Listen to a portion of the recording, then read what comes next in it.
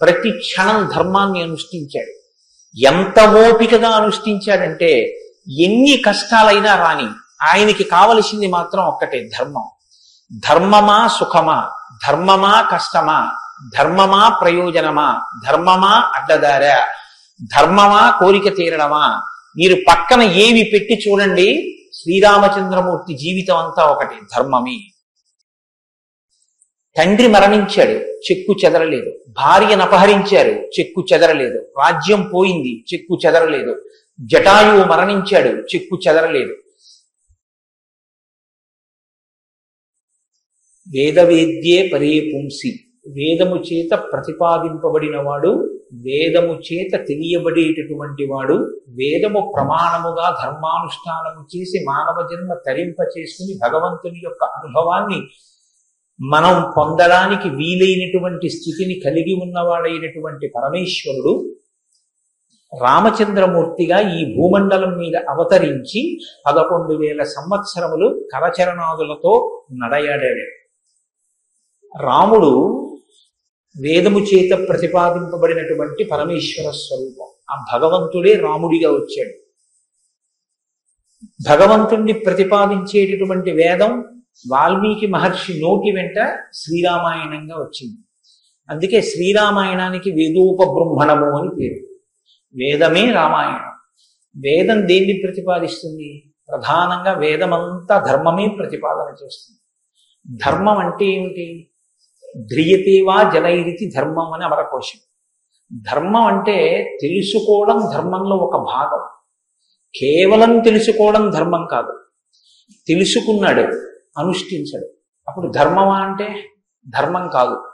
మీరు శ్రీరామాయణాన్ని జాగ్రత్తగా పరిశీలన చేస్తే రాముడికి ఎన్ని తెలుసో ఎంత తెలుసో, రావణుడికి అన్ని తెలుసు, అంతా తెలుసు. కానీ రాముడి ముందు రావణుడు ఎందుకు నిలబడలేకపోయాడు? ఒక్కటే కారణం, తాను తెలుసుకున్నది తాను విన్నది అనుష్ఠించాడు రామచంద్రమూర్తి. తాను విన్నది తాను తెలుసుకున్నది తన సౌకర్యానికి అనుగుణంగా మార్చుకుని దబాయించి బ్రతికే ప్రయత్నం చేస్తాడు రావణాసురుడు. ధర్మాన్ని మీరు తెలుసుకోవడం ప్రధానం ఎంతో, దాన్ని అనుష్ఠించడం కూడా అంతే అవసరం. అనుష్ఠానానికి పనికిరానటువంటి ధర్మం ఉపయోగం లేనిది అవుతుంది. ఇంట్లో కర్ర ఉంది, వీధిలో కుక్క ఉంది. కుక్క మీ మీద పడడానికి ఉద్యుక్తమవుతున్న సమయంలో మీ ఇంట్లో కర్ర ఉంది కదా అని మీ మీద పడ్డం మానదు. మీ చేతిలో కర్ర ఉంటే కుక్క మీ మీద పడకుండా ఉంటుంది. ధర్మో రక్షతి రక్షితః అన్న మాటకు అర్థం ఏంటంటే, మీరు ధర్మాన్ని అనుష్ఠిస్తే మిమ్మల్ని ధర్మం కాపాడుతుంది. ధర్మం విషయంలో తెలుసుకోవలసినటువంటి అత్యంత ముఖ్యమైన విషయం ఒకటి ఉంటుంది. ధర్మం ఇలా అనుష్ఠిస్తే అలా వెంటనే ఫలితం ఇవ్వాలని ఎక్కడ ఉండదు, ఒకచో అలా ఉండొచ్చు. ధర్మం ఎటువంటిదంటే, పంట పండడం కోసమని చెప్పి వ్యవసాయదారుడు భూమిని దున్నడం మొదలు పెడతాడు. భూమిని దున్నగానే పంట పండుతుందా? భూమిని దున్నిన తరువాత వర్షం పడే వరకు ఎదురు చూడాలి. వర్షం పడితే పంట పండుతుందా? విత్తనాలు వేయాలి. విత్తనాలు వేస్తే పంట పండుతుందా? మొలకలెత్తాలి. మొలకలెత్తినంత మాత్రాన పంట పండుతుందా? దానికి చీడా పీడా పట్టకుండా సస్యరక్షణ చేసుకోవాలి. 6 గాలము శ్రమిస్తే చిట్ట చివర ఆ పంట బాగా చేతికొచ్చి ఫలసాయాన్ని ఇస్తుంది. అప్పుడు కోత కోసి తెచ్చి పొలం గట్టున వేసి బస్తాలకెత్తి ఇంటికి తీసుకెళ్లి దాచుకునే పర్యంతమో పండిన పంట మీ చేతికి వచ్చింది అని నమ్మకంగా చెప్పడం సాధ్యం కాదు. ధర్మం కూడా అంతే. ఇవాళ మీరు ధర్మం చేశారు అని వెంటనే ఫలితం ఇవ్వదు. అధర్మం కూడా అంతే. మీరు ఇవాళ అధర్మం చేశారు అని వెంటనే ఫలితం ఇవ్వదు. లోకంలో మీరు చూస్తూ ఉంటారు, ఒక్కొక్కడు చాలా పాపాచరణముతో ఉంటాడు, ఈశ్వరుని యందు భక్తి ఉండదు, శాస్త్రం ఏది వద్దందో అది చేస్తూ ఉంటాడు, కానీ సర్వసుఖములను అనుభవిస్తూ ఉంటాడు. మనకేమనిపిస్తుందంటే, ఆయన ఈశ్వరుణ్ణి ధిక్కరించాడు కదా, ఆయన ఏం ధర్మం పాటించట్లేదు కదా, ఆయన ఏం వేద ప్రమాణాన్ని అంగీకరించట్లేదు కదా, ఆయన సంతోషంగా సుఖంగా ఉన్నాడు. అన్నీ విని, అన్నీ నమ్మి, అన్నీ విశ్వసించి, వేదమును ప్రమాణముగా స్వీకరించి ధర్మమును అనుష్ఠించినటువంటి నేను కష్టాలు పడుతున్నాను, ఏమిటి ఉపయోగం ఈ ధర్మం పట్టుకుంటే అనిపిస్తుంది. ధర్మం పట్టుకోవడం ఎటువంటిది అంటే, పంట పండడం కోసమని పొలం దున్నడం లాంటిది. పొలం దున్ని కష్టపడిన వాడికి పంట ఎప్పటికైనా చేతికొచ్చినట్టే. ధర్మాన్ని అనుష్ఠించిన వాడికి కూడా ధర్మం కాపాడి తీరుతుంది. అధర్మం ఇంటికి అంటుకున్నటువంటి చిన్న మంట లాంటిది. చిన్న మంటే కదా నన్ను ఏం చేస్తుందని పడుకున్న వాడికి చిట్ట చివరి ఇల్లంతా ఎలా కాలిపోతుందో, అధర్మంలో మనం ఉన్నామని తెలుసుకుని అధర్మ పథంలోంచి బయటికి వచ్చే ప్రయత్నం చేయకపోతే చిట్ట చివరికి జరిగేటటువంటి పరిణామం కూడా అలాగే ఉంటుంది. కాంచన లంక ఉంది, అంత బలగం ఉంది, అంత గొప్ప సుఖాలు అనుభవించాడు, 10 తలకాయలున్నాయి, గొప్ప తపస్సు ఉంది, ఈశ్వరుడి యొక్క అనుగ్రహాన్ని పొందాడు, పరమేశ్వరుణ్ణి సాకారంగా దర్శనం చేశాడు, పుష్పక విమానం ఎక్కి ప్రపంచమంతా తిరిగాడు. చిట్ట చివరికి ఏమయ్యాడు? అధర్మాన్ని పట్టుకున్నందుకు కడుపున పుట్టినటువంటి బిడ్డల దగ్గర నుండి భార్య చిట్ట చివర ఏడుస్తూ యుద్ధభూమిలోకి వచ్చి నువ్వు అధర్మాన్ని పాటించడం వల్లే ఇటువంటి చావు చచ్చావని మండోదరి గుండెలు బాదుకుని ఏడ్చేటటువంటి స్థితిని రావణుడు పొందాడు. ప్రతి క్షణం ధర్మాన్ని అనుష్ఠించాడు. ఎంత ఓపికగా అనుష్ఠించాడంటే ఎన్ని కష్టాలైనా రాని ఆయనకి కావలసింది మాత్రం ఒక్కటే, ధర్మం. ధర్మమా సుఖమా, ధర్మమా కష్టమా, ధర్మమా ప్రయోజనమా, ధర్మమా అడ్డదారా, ధర్మమా కోరిక తీరడమా, మీరు పక్కన ఏవి పెట్టి చూడండి, శ్రీరామచంద్రమూర్తి జీవితం అంతా ఒకటి, ధర్మమే. వాళ్ళన్నాడు సుగ్రీవుడితో ఎందుకు స్నేహం చేశావు? నాతో స్నేహం చేస్తే రావణాసురుణ్ణి నిగ్రహించి నీ భార్యని వెంటనే ఇప్పిద్దును, ఎందుకు సుగ్రీవుడితో స్నేహం చేశావని అడిగాడు. నాకు కావలసింది ధర్మం. అధర్మాన్ని పాటించేటటువంటి నీతోటి స్నేహం వల్ల నా భార్యని తెచ్చుకోవడం నాకు అక్కర్లేదు, అందుకు నిన్ను నిగ్రహించాను. తండ్రి మరణించాడు, చెక్కు చెదరలేదు. భార్యను అపహరించారు, చెక్కు చెదరలేదు. రాజ్యం పోయింది, చెక్కు చెదరలేదు. జటాయువు మరణించాడు, చెక్కు చెదరలేదు. ఇలా కాదన్నయ్య, ఈ మార్గాన్ని విడిచిపెట్టి ఇలా వెళ్ళన్నాడు. తోడ పుట్టినటువంటి లక్ష్మణమూర్తి నాకు వద్దన్నాడు. కన్న తల్లి కౌసల్య అంది, నీ తండ్రి ఇటువంటి దురాత్ముడు కాబట్టి నన్ను కూడా నీతో తీసుకెళ్ళండి. వద్దమ్మా, ధర్మం ప్రధానం అన్నాడు. ఎన్ని పర్యాయాలు ఆయన మాట్లాడితే ధర్మం ధర్మం ధర్మం. అయితే ఇక్కడ మీరు ఒక మాట గమనించవలసి ఉంటుంది. ధర్మం అంటే ఏది ధర్మం? కోటేశ్వరరావు గారు చెప్తే ధర్మం అవుతుందా? లేకపోతే ఎవరో నేను ఇది చెప్తానండి ఇది ధర్మం అంటే అవుతుందా? మనం చెప్తే ధర్మం అవదు, వేదం చెప్తే ధర్మం అవుతుంది. వేదం ఏది చెప్పిందో అది ధర్మం. వేదమునకు వ్యతిరేకముగా చెప్పనటువంటి స్మృతి చెప్పినది ధర్మం. వేదమునకు వ్యతిరేకంగా చెప్పని స్మృతి చెప్పిన మాట పాటించిన వాడిది ధర్మం. ఆ ధర్మం ఎవడు పట్టుకుంటాడో వాడే శ్రీరాముడు. ఆ ధర్మాన్ని ఎవడు పట్టుకుంటాడో వాడు అంతిమంగా పొందేది ఏదంటే విజయమే. 11,000 సంవత్సరములు ఈ భూమండలాన్ని పరిపాలించినటువంటి రామచంద్రమూర్తి పడనటువంటి కష్టం లేదు. ఇన్ని కష్టాలు పడుతున్నా ఆయన ఇతరులకు సుఖాన్ని ఇచ్చాడు, ఇతరులకు ఆనందం ఇచ్చాడు, ఇతరులకు సంతోషం ఇచ్చాడు తప్ప నేనింత కష్టంలో ఉన్నాను మీరు ఎందుకు నవ్వాలని ఆయన ఎన్నడూ అడగలేదు. అందుకే రాముడు యోగి అన్నారు పెద్దలు. యోగి అంటే పైన ఎన్ని కష్టాలైనా రావచ్చు, కానీ లోపల మాత్రం తాను నిర్వికారంగా ఉంటాడు. అందుకే పుట్టినది కూడా నవమి తిథి నాడు పుట్టాడు మహానుభావుడు. 9 అంకెకున్న గొప్పతనం చూడండి. మీరు ఎంత పెట్టి 9ని హెచ్చ వేయండి మళ్ళీ 9గా మారుతూ ఉంటుంది. 9 ఒకట్ల 9, 9 2 18, 8 1 9, 9 3 27, 7 2 9, 9 4 36, 6 3 9, 9 5 45, 5 4 9. ఏం చేసినా మళ్ళీ 9 అవుతూ ఉంటుంది. ఎన్ని కష్టాలు బయట రానివ్వండి, ఎన్ని వైక్లభ్యాలు కలగనివ్వండి, లోపల మాత్రం రాముడు ఎప్పుడు ధర్మాన్నే పట్టుకొని ఉంటాడు. ధర్మాన్ని పట్టుకోవడం అంటే రాముడు రామాయణంలో మాట్లాడింది మీరు గమనించాలి. ఎప్పుడైనా రామాయణం చదవడం, రామాయణం వినడం అంటే ఒక్క పర్యాయం అని మీరు అనుకోకండి. రామాయణాన్ని బహుకోణాలలో చదవండి. రాముడు మాట్లాడితే అని రామాయణం చదవండి ఒకసారి. రాముడు ఎప్పుడు నేను ఇలా చెప్తాను అని అనడం. రాముడు ఎప్పుడు చెప్పినా ఎలా చెప్తాడంటే ఋషులు ఇలా చెప్పారంటాడు, పెద్దలు ఇలా చెప్పారంటాడు, శాస్త్రం ఇలా చెప్పిందంటాడు తప్ప నేను ఇలా చెప్తాను అన్నాడు రాముడు. తన నిర్ణయం కాదు, తాను ఏది చెప్పాలో కాదు, శాస్త్రం ఏం చెప్పిందో చెప్తాడు, ఋషులు ఏం చెప్పారో చెప్తాడు, పెద్దలు ఏం చెప్పారో చెప్తాడు, తాను ఎందుకు ధర్మాన్ని అనుష్ఠిస్తున్నానో చెప్తాడు.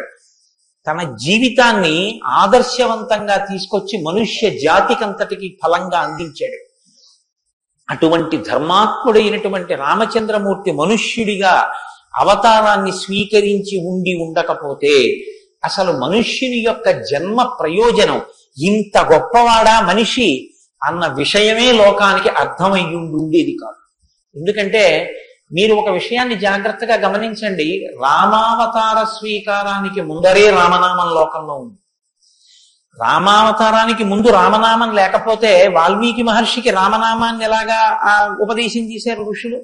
ఆయనకి ఉపదేశం చేసిన తరువాత కదా రామచంద్రమూర్తి అవతారం వచ్చింది. ఆయన వాల్మీకిగా మారిన తరువాత కదా రాముడు పుట్టింది. కాబట్టి రామ అన్న నామం సాక్షాత్తు ఈశ్వరుడి యొక్క నామం. అది రమయతీతి రామ, లోకులందరినీ రమింపచేసేటటువంటి నామం. అంతటి మహోత్కృష్టమైనటువంటి శీల సంపద కలిగినటువంటి వాడు రామచంద్రమూర్తి. అందుకే రామాయణాన్ని రామచంద్రమూర్తిని ఎంతకాలం మనుష్య జాతి ఆరాధన చేస్తుందో అంతకాలం మానవత్వం బ్రతికుంటుంది.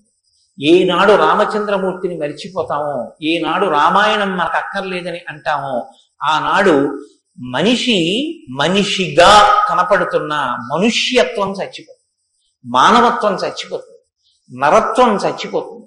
అది పోయిన నాడు నరజన్మ యొక్క ప్రయోజనమే పోతుంది. అందుకే మీరు చూడండి, విష్ణువు దశావతారములను స్వీకరించారు. వేదోద్ధారణ, మందరాభరణ, పృథ్వీధర్మ నిర్మాణ, ప్రహ్లాదత్రాణ, బలిప్రతారణ, నృపాహంకార నిర్వాపన, వైదేహీ రమణ, ధనంజయ జయ వ్యాపార పారీణ, క్షోణీ దివ్యత్కరుణ, తమోహరణ, తండ్రి వెంకటేశ ప్రభో. ఇన్ని అవతారాలు స్వీకరించిన ఆ అవతార పరిసమాప్తి అయిపోయిన తరువాత మనం పిలిస్తే ఇక లక్ష్మీనారాయణుడిని పిలుస్తాం.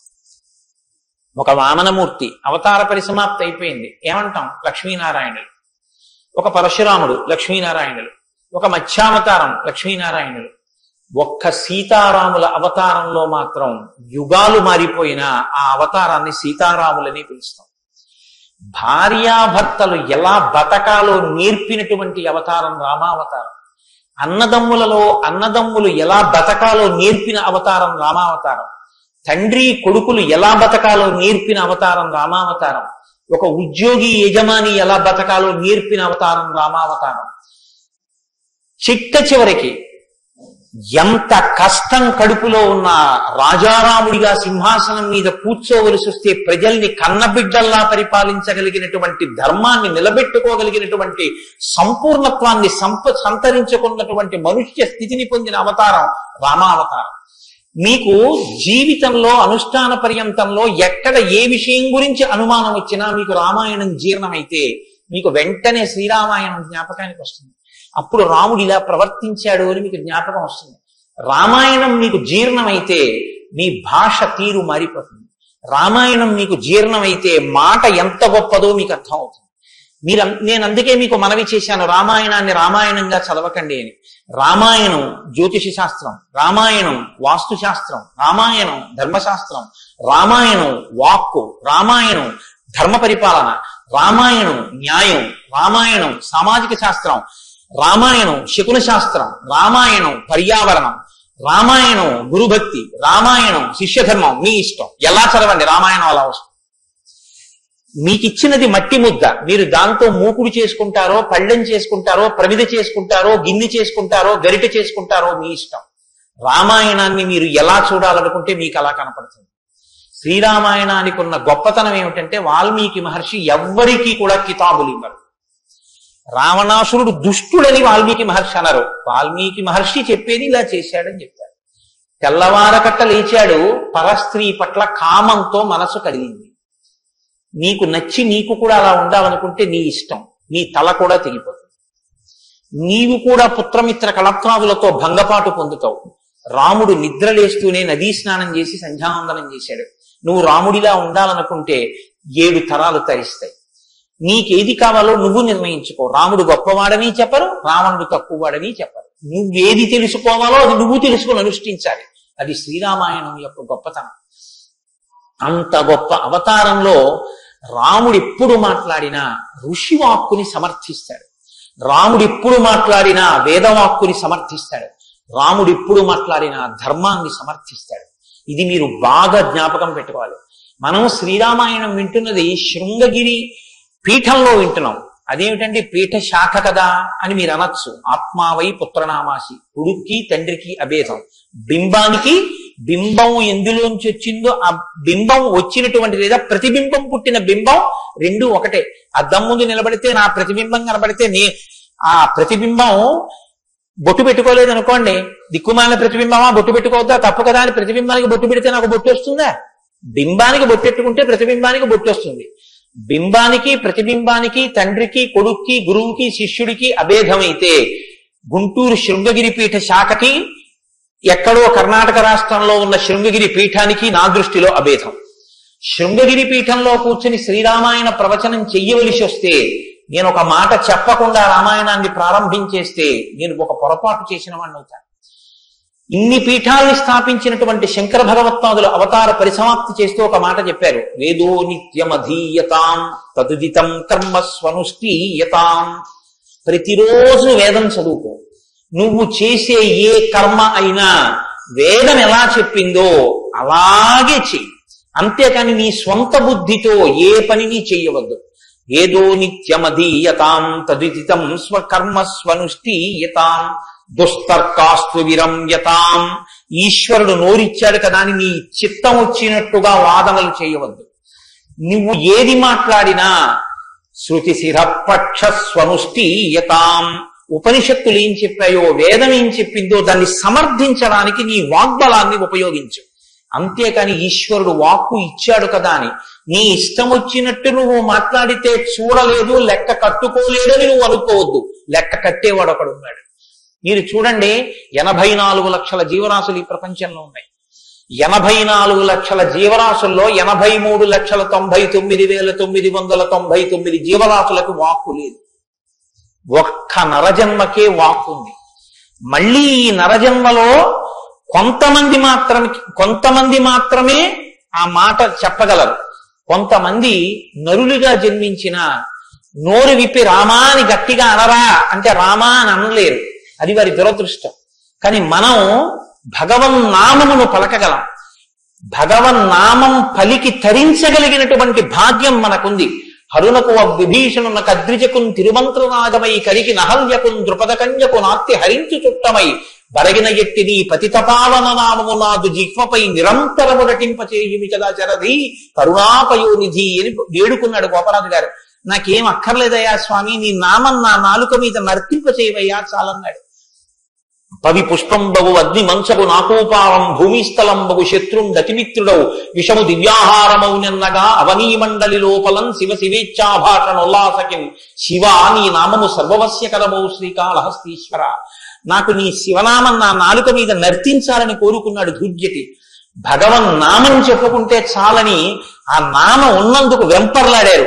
అంత్యకాలమునందు ఆయాసమును నిన్ను తలుచునో తలపనో తలతునిపుడి నరసింహ నరసింహ నరసింహ లక్ష్మీచ దానవంతక కోటి భానుతేజ గోవింద గోవింద గోవింద సర్వేశ పన్నగాధిపశాయి పద్మనాభ అని 2 చేతులిచ్చి నమస్కారం చేసి చిట్ట చివర ప్రాణం పోయేటప్పుడు ఆవేళ యమదూతల అగ్రహంబున వచ్చి ప్రాణములు పెకలించి పట్టునప్పుడు కపవాత పైత్యములు కప్పగా శ్రమచేత కంపముద్భవమంది కష్టపడుచు నారాయణాయంచు నా జిహ్వతో నిన్ను పిలుతునో శ్రమచేత పిలువలేనో. నాటికిప్పుడు నీ నామస్మరణ చేతు చివిరిడవయ్య భూషణ వికాస శ్రీధర్మపుర నివాస దుష్ట సంహార నరసింహ దురిత దూరాన్ని గుండెలు బాదుకున్నాడు నరసింహకర్త. ఆ భగవన్నామం పలికేటటువంటి భాగ్యం ఉన్న ఏకైక ప్రాణి సృష్టిలో కేవలం మనుష్యుడే. అటువంటి మనుష్యుడికి ఇచ్చినటువంటి అదనపు వరం భగవత్ కథాశ్రవణం. ఈశ్వర కథ వినగలడు. ఆ ఈశ్వర కథ వింటేనే సమస్త సంసార భ్రమణ పరితాపోపశమనం అంటారు శంకర భగవత్పాదులు. గలంతి శంభోత్పచ్చరిత చరిత కిల్బిషరజో దళంతి ధీకుల్యాశరతి పతంతి విజయతాం దిశంతి సంసార భ్రమణ పరితాపోపశమనం వసంతి మచ్చేతో హృదవు శివానందలహరి అంటారు. సంసార భ్రమణ పరితాపోపశమన కారణమైనటువంటి భగవంతుని యొక్క కథాశ్రవణము చేసి నోటితో జుర్రుకున్నటువంటి పదార్థాలు సప్త ధాతువులతో నిర్మింపబడిన ఈ దేహాన్ని పోషిస్తే భగవంతుని యొక్క కథని చెవులతో జుర్రుకున్నటువంటి వాడు మళ్లీ పుట్టవలసిన అవసరం లేకుండా పునరపి జననం పునరపి మరణం పునరపి జనని జఠరే చయనం ఇహ సంసారే బహురుస్వారే కృపయాపారే పాహి మురారే అని ఆ భగవన్ నామామృతాన్ని చెవులలోంచి లోపలికి జుర్రుకున్నటువంటి వాడు పునరావృత్తి రహిత శాశ్వత శివ సాయుధ్య స్థితిని పొందగలుగుతున్నాడు. ఇటువంటి భాగ్యం కలిగినటువంటి ప్రాణి మనుష్యుడు. ఆ మనుష్యుని యొక్క జీవితం ఎంత గొప్పదో, అసలు నరుడంతే ఎంత గొప్పవాడో నిరూపించినటువంటి అవతారం మనుష్య జన్మ అంటే అంత చులకనగా చూడబడినటువంటి రోజుల్లో నరుడంటే ఎంత గొప్పవాడో నిరూపించి చూపించాడు. అందుకే ఆయన అవతార పరిసమాప్తి చెయ్యాలి అంటే రావణ సంహారం చేసేసి అవతార పరిసమాప్తి చేసేయచ్చు. కానీ ఆయన అలా చేయలేదు, ప్రతిజ్ఞ చేశారు. దశవర్ష సహస్రాన్ని దశవర్ష శతానిచ, నేను 11,000 సంవత్సరములు ఈ భూమండలం మీద నడుస్తానన్నాను. దేని కొరకు అంటే 11,000 సంవత్సరములు నేను ఈ భూమి మీద ఉండి భార్యాసహితుడనై బిడ్డల్ని కని ధర్మాన్ని అనుష్ఠించి ఒక నరుడు ధర్మాన్ని పట్టుకుంటే ఎంత గొప్పవాడు కాగలడో నిరూపిస్తానన్నాడు రాముడు. అటువంటి నరుడి కథ అయినటువంటి రామకథ వినకపోతే, రాముడికి కృతజ్ఞతలు ఆవిష్కరించకపోతే, మనసార రామనామం చెప్పకపోతే, రామచంద్రమూర్తికి నమస్కరించకపోతే ఆ జన్మ వృధా అయిపోయినటువంటి జన్మ. అంతటి మహాత్ముడు రామచంద్రమూర్తి. కాబట్టి వేదవేద్యే పరే పుంసీ జాతే దశరథాత్మజే వేద ప్రచేతసాదాసీత్ సాక్షాత్ రామాయణాత్మన. వేదము వేదోపబృంహణమై రామకథగా భూలోకంలో వచ్చింది. ఆ వేదము ఈశ్వరుని యొక్క శ్వాస. ఈ వేదము వాల్మీకి గిరి సంభూత, వాల్మీకి అనబడేటటువంటి పర్వతంలోంచి పుట్టినటువంటి ఒక జీవనది. వేదము మనం వెళ్ళి స్నానం చెయ్యాలి, మనం వెళ్ళి దర్శనం చెయ్యాలి. రామాయణము ప్రవహించి ఇంటింటి ముందు నుంచి విడిపోయినటువంటి గంగ లాంటిది. దక్షిణామూర్తి వేదం, శంకరాచార్యుల వారు రామాయణం. దక్షిణామూర్తి ఎక్కడో ఒక్క చోట కూర్చుని ఉంటారు. సనక సనందనాదులు కూడా ఆయన కూర్చున్న చోటుకే వెళ్ళి నమస్కారం చేసి జ్ఞానోపలబ్ధి పొందాలి. శంకరాచార్యుల వారు అలా కాదు. శంభోర్మూర్తిశ్చరతి భువనే శంకరాచార్య రూప. ఆ దక్షిణామూర్తి మౌనం విడిచిపెట్టి ఆసేత హిమాచల పర్యంతం పాదచారి అయి 3 పర్యాయములు పర్యటించి వేద విరుద్ధమైన వాదనలు ఖండించి మళ్లీ వేద విరుద్ధమైన వాదనలు ఈ భారతదేశంలోకి ప్రవేశించకుండా కాపు పెట్టాలన్న ఉద్దేశ్యంతో తూర్పున జగన్నాథ్లో గోవర్ధన పీఠము, పడమర ద్వారకలో కాళికాపీఠము, ఉత్తరమున బద్రికాశ్రమములో జ్యోతిపీఠము, దక్షిణమున శృంగగిరిలో శారదాపీఠము, 4 చోట్ల 4 పీఠములను కాపు పెట్టి గురు పరంపర నిరంతరము కొనసాగేటట్టుగా మనని అనుగ్రహించి వేద విరుద్ధమైన వాదనలు భారతదేశంలో ప్రవేశించకుండా రక్షించినటువంటి మహాపురుషుడైనటువంటి శంకర భగవత్పాదులు తానే ఆసేతు హిమాచలం పరిగెట్టించి ప్రతి ఇంటి ముందుకొచ్చి జ్ఞానబోధ చేసినట్టు రామాయణం అనేటటువంటి గంగ వాల్మీకి గిరిశంభూతయ్యి వాడలా ప్రవహించింది. రామకథ రామనామం తెలియనివాడు లోకంలో ఉండడు. ఏదైనా తెలియదేమో, రామకథ తెలియనివాడు రామనామం తెలియనివాడు లోకంలో ఉండడు. మంచికైనా రామనామం, చెడుకైనా రామనామం. ఏమయ్యా అంత పని చేసావా? రామరామ అనే చేస్తానండి అంటాడు. ఏదైనా చూడకూడదు చూస్తే రామరామ ఇలాంటిది చూశానేమండి అంటాడు. ఏదైనా మంచి జరిగితే రామరామ ఎంత మంచి మాట విన్నాను ఇవ్వాలంటాడు. భారతీయ సంస్కృతిలో రామనామం మమేకం అయిపోయింది.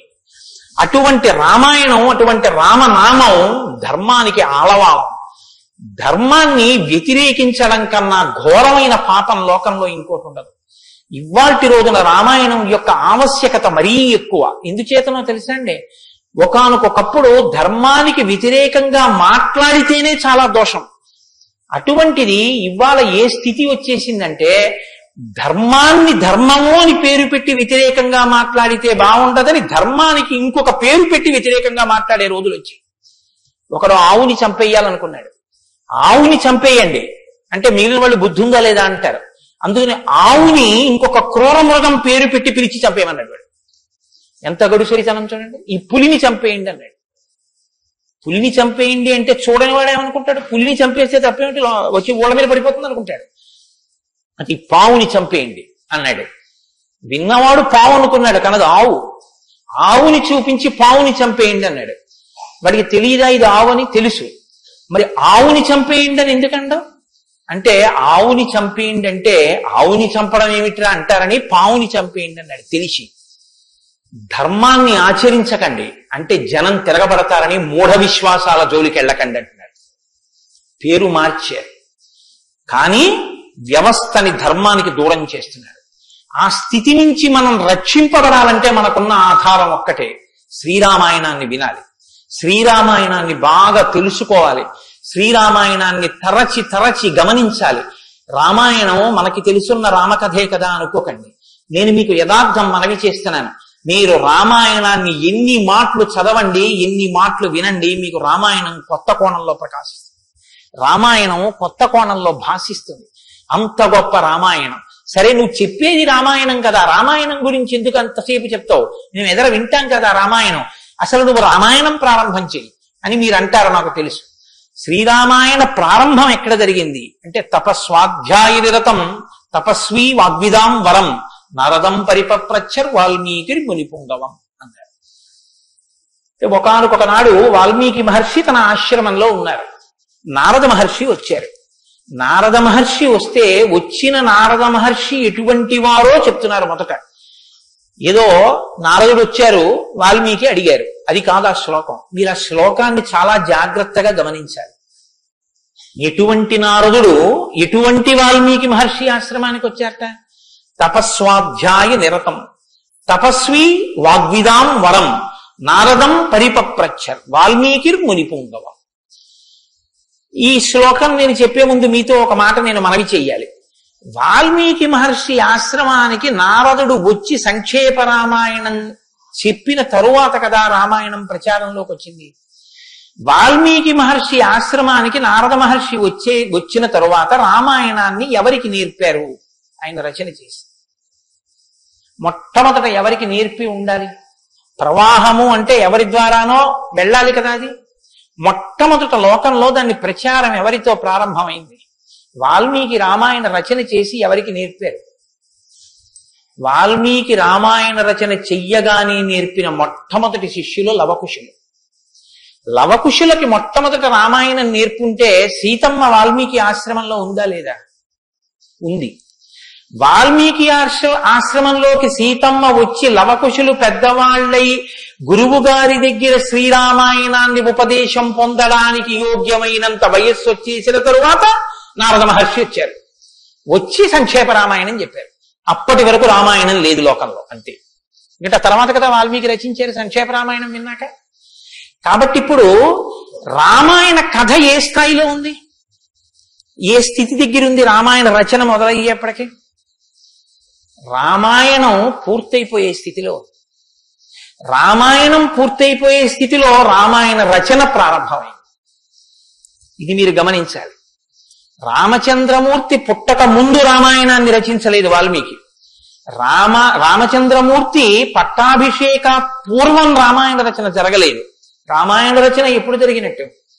రామచంద్రమూర్తి పట్టాభిషేకం చేసుకుని సీతమ్మ తల్లిని అడవులలో విడిచిపెట్టి అడవులలో ఉన్న సీతమ్మని వాల్మీకి మహర్షి తన కుటీరానికి తీసుకెళ్లి లవకుశులు జన్మించి వాళ్ళు పెరిగి పెద్దవాళ్ళై యోగ్యులై విద్యాభ్యాసం చేసి సంగీత విద్యలో మంచి నిష్ణాతులై వాల్మీకి మహర్షి రచించిన రామాయణాన్ని బోధ చేస్తే నేర్చుకుని లోకంలో ప్రచారం చెయ్యగలిగినంత వయస్సు వాళ్ళు వచ్చిన తరువాత నారద మహర్షి వచ్చారు అక్కడ.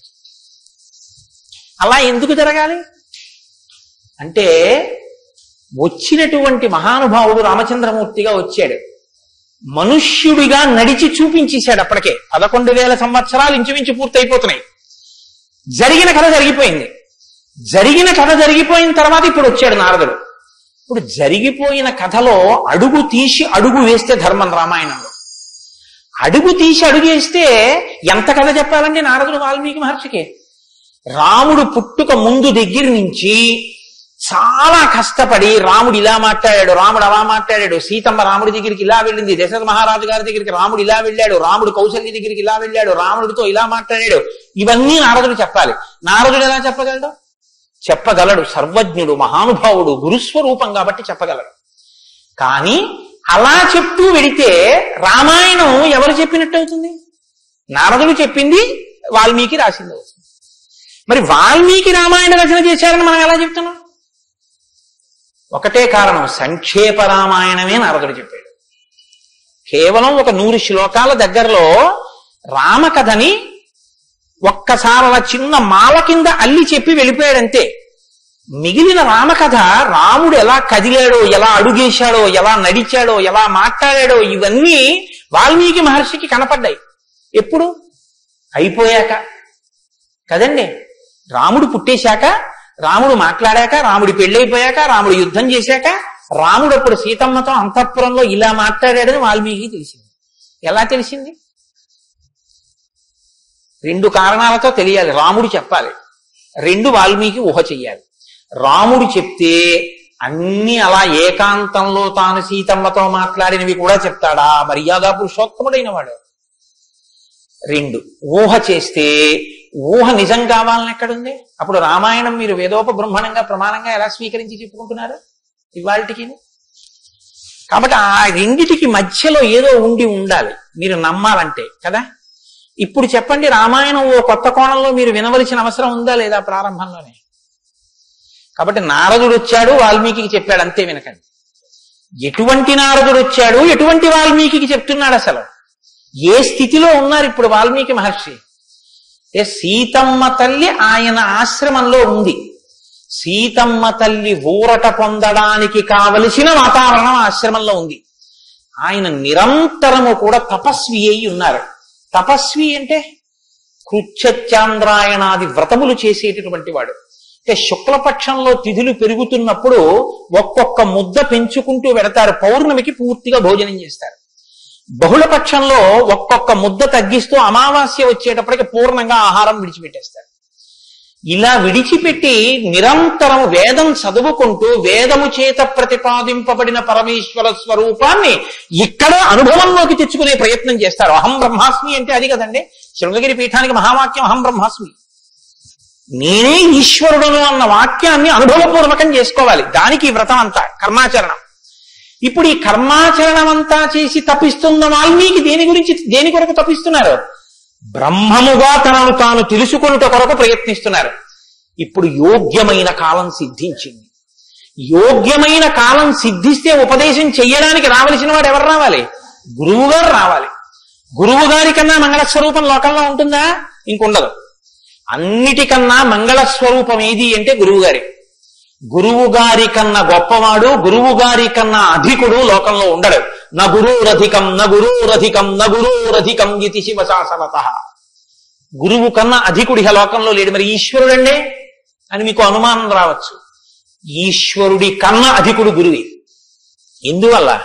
అసలు గురువు లేకపోతే ఈశ్వరుడి యొక్క అస్తిత్వం ప్రకటనం కాదు. సరికదా? నేను మీకు ఒక మాటలో చెప్పాలంటే, శృంగగిరి పీఠాధిపత్యం వహించిన చంద్రశేఖర భారతీ స్వామి వారి దగ్గరికి ఒక వ్యక్తి వెళ్ళి అన్నాడు, నా దగ్గర 1 కన్నా ఎక్కువ మంత్రాలు ఉపదేశం పొందినవి ఉన్నాయి. నేను ఒక మంత్రానికి ధ్యాన శ్లోకం చేసి మంత్రాన్ని అనుష్ఠిస్తుంటే ఇంకో మంత్రం యొక్క ధ్యాన శ్లోకంలో స్వరూపం కనబడుతోంది, నన్ను ఏం చేయమంటారని అడిగాడు. ఆయన అన్నారు, నీకు ఉపదేశం చేసినటువంటి గురువు గారి పాదాలు నీకు కనపడుతుంటాయా? అయ్యో నాకు చాలా ఇష్టం అండి, మా గురువు గారి పాదాలు నాకు బాగా జ్ఞాపకం. ఏ మంత్రం చేసినా గురువు గారి పాదాలే చూడన్నారు. అలా ఎలా కుదురుతుందండి అన్నాడు ఆయన. ఆ ధ్యాన శ్లోకంలో రూపం కదా చూడాలి. ఏ మంత్రం చేసినా గురువు గారి పాదాలు ఎలా చూస్తాం? ఏ గురుర్ బ్రహ్మ గురుర్ విష్ణు గురుర్దేవో మహేశ్వర, గురువే బ్రహ్మ గురువే విష్ణువు గురువే మహేశ్వరుడు. ఇక గురువు గారి పాదాలే ఆ దేవతలన్నీ. కాబట్టి గురువు గారి పాదాలు చూస్తూ నువ్వు ఏ మంత్రం చెప్పినా ఆ మంత్రం సిద్ధిస్తుంది. అయినప్పుడు ఇప్పుడు గురు దర్శనమే మంగళకరమైనటువంటి దర్శనం. నారదుని యొక్క దర్శనం, నారదుని యొక్క పేరెత్తడం కన్నా గొప్పతనం ఇంకోట్లేదు. కాబట్టి ఇప్పుడు రామాయణ ప్రారంభం దేనితో ప్రారంభమైంది? గురువు గారి దర్శనంతో ప్రారంభమైంది. నారద మహర్షి దర్శనం గురువు యొక్క దర్శనం. ఎవరికి? వాల్మీకి. రామాయణాన్ని నమ్ముకున్న జాతికి ప్రతినిధి. మనకే దర్శనంతో ప్రారంభమైంది? జగద్గురు దర్శనంతో మనకి ప్రారంభమైంది. కాబట్టి ఇప్పుడు ఎవరొచ్చారు? ఆ వచ్చినటువంటి వ్యక్తి సామాన్యమైనటువంటి వ్యక్తి రాలేదు, నారదుడు. ఆ వచ్చినటువంటి వారు మహానుభావుడై తపస్వాధ్యాయ నిరతం, నిరంతరము తపస్సు చేసేటటువంటి వారు. మీతో మాట మనవి చేశాను. తపస్సు అంటే ఈ వ్రతమును ఆచరిస్తూ నిత్య నైమిత్తిక కర్మలను వైక్లభ్యం లేకుండా అనుష్ఠించేటటువంటి వారు. నిత్య కర్మ అని ఒకటి ఉంటుంది, అది ఎప్పుడూ మానడానికి వీల్లేదు. సంధ్యావందనం ఉంది, ఎప్పుడూ మానకూడదు, ఎప్పుడూ చేయవలసింది. నైమిత్తిక కర్మ ఉంది, ఒక్కొక్క తిథి నాడు ఒక్కొక్కటి చెయ్యవలసి ఉంటుంది. శ్రీరామ నవమి వచ్చింది అనుకోండి, ఏం చెయ్యాలి? శ్రీరామనవమి నాడు ఉదయం నుంచి రాత్రి వరకు శ్రీరామ జయరామ జయ జయరామ అన్న 13 అక్షరాల మంత్రాన్ని రాత్రి వరకు చేసి, రాత్రి ప్రదక్షిణం చేసి, ఉపవాసం చేసి, మరునాడు ఉదయం ఎక్కడ మీరు ఈ మంత్రం చేశారో అక్కడికి వచ్చిన తరువాత శ్రీరామ పట్టాభిషేక సర్గ, శ్రీరామావతార సర్గ, ఈ 2 సర్గలు పారాయణ చేయాలి. ఈ 2 పారాయణ చేసి మొన్న శ్రీరామనవమి నాడు మేము కాకినాడలో అయ్యప్ప స్వామి దేవాలయంలో చేశాం. అవి ఈ 2 సర్గలు పారాయణ చేసి తదనంతరం ముందు పేదలకి అన్నదానం నారాయణ సేవగా చేసి తరువాత తాను ఆహారం స్వీకరించాలి. అది శ్రీరామనవమి నాడు చేయవలసినటువంటి విధానం. దీన్ని నైమిత్తిక తిథి ఆచరణము అంటారు. ఒక్కొక్క తిథి ఒక్కొక్కలా చెయ్యాలి. నిత్యకర్మ చేస్తూ నైమిత్తిక తిథులను చేస్తూ కృత్యచంద్రాయణాది వ్రతములను చేస్తూ ఎప్పుడూ వేదాన్ని అలా చదువుకుంటూ వేదము చెప్పినటువంటి హృదయాన్ని, వేదము చెప్పినటువంటి మంత్రములలో ఉన్న సారమును అవగతం చేసుకుని బ్రహ్మమును అనుభవంలోకి తెచ్చుకునేటటువంటి ప్రయత్నం చెయ్యడానికి ఉపకరణంగా ఈ శరీరాన్ని వాడుకుంటున్నవారు. ఎంత తేడా ఉందో మీరు గమనించండి. మనం ఏం చేస్తామంటే ఈ శరీరాన్ని పోషించి ఈ శరీరము వలన ఎన్ని సుఖములు పొందవచ్చో అన్ని సుఖములను పొందడానికి సాధనంగా దీన్ని వాడతాం. ఇది ఎందుకు అంటే దీంతో అబ్బో ఎన్ని రుచులు చూస్తాడో, దీనికి ఎన్ని స్పర్శ సుఖాలు ఇస్తాడో, దీంతో ఎన్ని వినకూడనివి వింటాడో, దీంతో ఎన్ని పీల్చకూడనివి పీలుస్తాడో. వాళ్ళు ఏం చేస్తారంటే దీన్ని సాధనంగా చేసుకుని దీన్ని ఎలా వాడుకోవాలో అలా వాడుకుంటూ దీన్ని అడ్డు పెట్టుకుని దీని ద్వారా దేన్ని తెలుసుకున్న తర్వాత ఇది పడిపోయినా పర్వాలేదో అది తెలుసుకోవడానికి ఉపకరణంగా దీన్ని వాడుకుంటారు. ఏమిటో నువ్వు అలా అన్నావు కానీ ఆ మాట ఏం స్పష్టంగా లేదని మీరు అంటారు, నాకు తెలుసు. భగవాన్ రమణుల మాటల్లో చెప్తే మీకు స్పష్టంగా అర్థం అవుతుంది. ఇప్పుడు నేను అన్న మాటకి తెలుసుకోవలసినది తెలుసుకునేంత వరకు దీన్ని ఉపకరణంగా వాడుకోవడం అంటే ఏమిటని అడిగారు రమణ మహర్షిని. ఆయన అన్నారు, భోజనం చేశాక విస్తర అవతల పారేయడం. విస్తరని ఏం చేస్తారండి? బాదమాకులు తెచ్చి, చీపురు పుల్లలు తెచ్చి, సన్నగా చీల్చి, ముక్కలు చేసి, అన్నం తినేటప్పుడు ఊడిపోయి అన్నంలో కలిసిపోకుండా జాగ్రత్తగా కుట్టి, ఆకు తెచ్చి వేసుకుని, నీళ్లు జల్లి తుడిచి, పదార్థాలు వేసుకుని అన్నం అంతా తిని ఉత్తరాపోసనం పట్టిన తర్వాత అప్పుడు తీసుకెళ్లి ఆకు మీద పెంటకుప్ప మీద పారేస్తారు. అంతేగాని ఆకు పుట్టింది ఎందుకు అంటే, ఆకు పుట్టింది ఎందుకు అంటే చివరి పెంటకుప్ప మీద పారేయడమేనండి, అది పారేస్తాం అంటారా? దేనికి వాడుకోవాలో దానికి జాగ్రత్తగా వాడుకుని ఆ ప్రయోజనం అయిపోయిన తరువాత పెంటకుప్ప మీద విస్తరాకుని పడేసినట్టు దీన్ని సాధనంగా చేసుకుని దీనిలో ఉండి దీనితో తరించి దీనిలో ఉండి దీని వలన బ్రహ్మం అంటే ఏమిటో తెలుసుకుని అనుభవంలోకి వచ్చిన తర్వాత ఇది పడిపోతున్నా ఇది నేను కాదన్న సత్యం ఎరుకలోకి రావడం వల్ల దీని మీద భ్రాంతి లేకుండా ఇది పడిపోతున్నా సాక్షిగా చూసి ఇది పడిపోయిన తర్వాత తాను ఒకటి ఏది మారని సత్యమో సత్యంగా నిలబడిపోవడాన్ని నిత్య నైమిత్తిక కర్మాచరణ చేత తాను పొందవలసిన స్థితిని పొందగలిగినటువంటి తపస్వాధ్యాయ నిరతుడు అని పిలుస్తారు. ఇప్పుడు నారదుడు అది అంటే ఇప్పుడు ఆయన సద్గురువు మహానుభావుడై ఉన్నాడు. నారం దదాతి ఇది నారద, ఆయన జ్ఞానం ఇస్తాడు. కాబట్టి ఇప్పుడు తపస్వాధ్యాయ నిరతం అటువంటి వారు ఎక్కడికి వచ్చారు? వాగ్విదాం వరం. ఆయన ఎటువంటి వాడు? వాగ్విద. వాక్ అంటే వేదం, వాక్ అంటే బ్రహ్మం, విదుడు అంటే తెలుసుకున్నవాడు. విద్దన్న ధాతువులోంచే వేదము అన్న మాట వచ్చింది. ఏది తెలుసుకున్న తర్వాత ఇంకొకటి తెలుసుకోక్కర్లేదో అది వేదం. ఇప్పుడు తెలుసుకోవడం ఒకెత్తు, తెలుసుకున్న దాన్ని అర్థమయ్యేటట్టు చెప్పగలిగిన ప్రజ్ఞ ఒకెత్తు. ఒక ఆయన తెలుసుకున్నాడు కానీ ఆయన చెప్పలేడు, ఆయన చెప్తే అయోమయంగా ఉంటుంది. ఒక ఆయన స్పష్టంగా చెప్పగలడు, తాను అనుభవించాడు, అనుభవించిన దాని వైపుకి మిమ్మల్ని తిప్పగలడు, ఈ ప్రజ్ఞ ఉన్నవాడు. కాబట్టి వాగ్విదాం వరహ, బ్రహ్మమును బాగా తెలుసుకున్న వాళ్ళల్లో శ్రేష్ఠుడైన వాడు తాను తెలుసుకుని శిష్యుల్ని ఉద్ధరించడం కోసం కిందికి దిగొచ్చి మాట్లాడగలిగినటువంటి ప్రజ్ఞ కలిగిన వాడు. ఇటువంటి వాగ్విదాంవరం నారదం. అటువంటి నారదుణ్ణి ఎవరు ప్రశ్నించారు? ఇప్పుడు అడిగినవాడు వాల్మీకి మహర్షి. ఆయన ఎటువంటి వారు? తపస్వి, తపస్సు చేస్తున్నవారు. తపస్సు అంటే నేను మీకు ఇందాక చెప్పాను, బ్రహ్మమును తెలుసుకోవాలని తాపత్రయంతో ఉన్నటువంటి వారు, భావన వ్యగ్రతతో ఉన్నవారు. ఈయన నారదుణ్ణి అడిగారు. ఏమని అడిగారు? అయ్యా మీరు వచ్చారు, చాలా సంతోషం అండి, నాకు ఏ ఆపదలు రాకుండా మా అబ్బాయికి ఉద్యోగం వచ్చేటట్టు, నాకు సంతోషంగా ఉండేటట్టు, మా ఆశ్రమంలో ఆవులన్నీ ఎప్పుడు పాలిచ్చేట్టు చూడండి అని అడగలేదు. ఆయన ఒక చిత్రమైన ప్రశ్న ఒకటి వేశాడు. అది లోకంలో సాధారణంగా ఎవ్వరూ అడగని ప్రశ్న. అందుకని రామాయణం పుట్టింది, లేకపోతే రామాయణం పుట్టే అవకాశం లేదు. మీరు ఒకటి బాగా జ్ఞాపకం పెట్టుకోండి, జ్ఞానం ఎక్కడి నుంచి పుడుతుంది అంటే ప్రశ్న చక్కగా వెయ్యగలిగినటువంటి శిష్య ప్రజ్ఞలోంచి పుడుతుంది. నేను నారదం పరిపప్రచ్ఛ, పరిప్రశ్న చేశారు. ప్రశ్న అంటే అడగడం అండి. నేను ప్రశ్న వేశానండి అంటే అర్థం ఏంటి? నేను మిమ్మల్ని అడిగాను అని. పరిప్రశ్న అంటే ఇది బాగా అర్థం చేసుకోవాలి. నారదుణ్ణి పట్టుకుని ఏదో అడిగేస్తే ఆయన ఏం చెప్పడలాగా, పరిప్రశ్న చేస్తే చెప్పాడు ఆయన. పరిప్రశ్న అంటే, ప్రశ్న అంటే అడగడం, పరి అంటే, పరి అన్న మాట ముందు కలిపారు మహర్షి. పరి అంటే బాగా జ్ఞాపకం పెట్టుకోండి. ఇప్పుడు నేను ఎవరిని అడుగుతున్నానో ఆ మహానుభావుడు నోరు విప్పి చెప్పినటువంటి మాట త్రికాలముల యందు సత్యమే. ఆయన చెప్పిన మాట మీద నాకు అవిశ్వాసం అన్న మాట ఉండక్కర్లేదు. ఆయన అన్నారు అంటే అది జరిగి తీరుతుందంతే. ఆయన చెప్పింది చేస్తే ఆ ఫలితం వస్తుందంతే. ఆయనటువంటి శక్తివంతుడు. ఈ నమ్మకం మీకు ఉండి అడగడం మొదలు పెడితే శ్రద్ధ, పరిప్రశ్నకి ముందు ఏముంటుందో తెలుసా అండి? శ్రద్ధ ఉంటుంది. శ్రద్ధ లేకుండా వినయం ఎలా వస్తుందండి? మీరు నాకు చెప్పండి. ఇప్పుడు నేను ఒక ఆయన దగ్గరికి వెళ్ళి ఇలా అయ్యా నమస్కారం అండి అని ఇలా ప్రణిపాతం చేసి నేల మీద పడి ఎంతో ఇదిగా 2 చేతులు ఇలా చాపి అయ్యా మీరు నాకు దయచేసి అనుగ్రహించి ఇది చెప్పాలని ఎందుకు అడుగుతాను? ఆయన శక్తివంతుడని నేను నమ్మితేను. వీడి మొహం వీడికేం వచ్చు అనుకున్నాను అనుకో, నేను నీకేం తెలిసాడా అంటాం, అంతే. పరిప్రశ్న చేస్తారేంటి?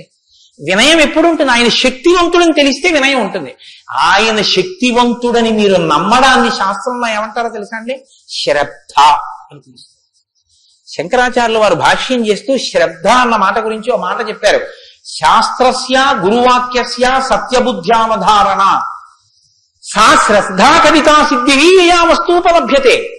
శ్రద్ధ అన్న మాటకు అర్థం ఏమిటంటే శాస్త్రము చెప్పినా గురువు గారు చెప్పినా అది పరమ సత్యము, ఇక దానికి తిరుగులేదు, అది కాని పాటిస్తే మనకి ఫలితము వచ్చి తీరుతుందని నమ్మడమే శ్రద్ధ అని పేరు. ఆ శ్రద్ధ ఎక్కడుందో దానిలోంచి వినయం వస్తుంది.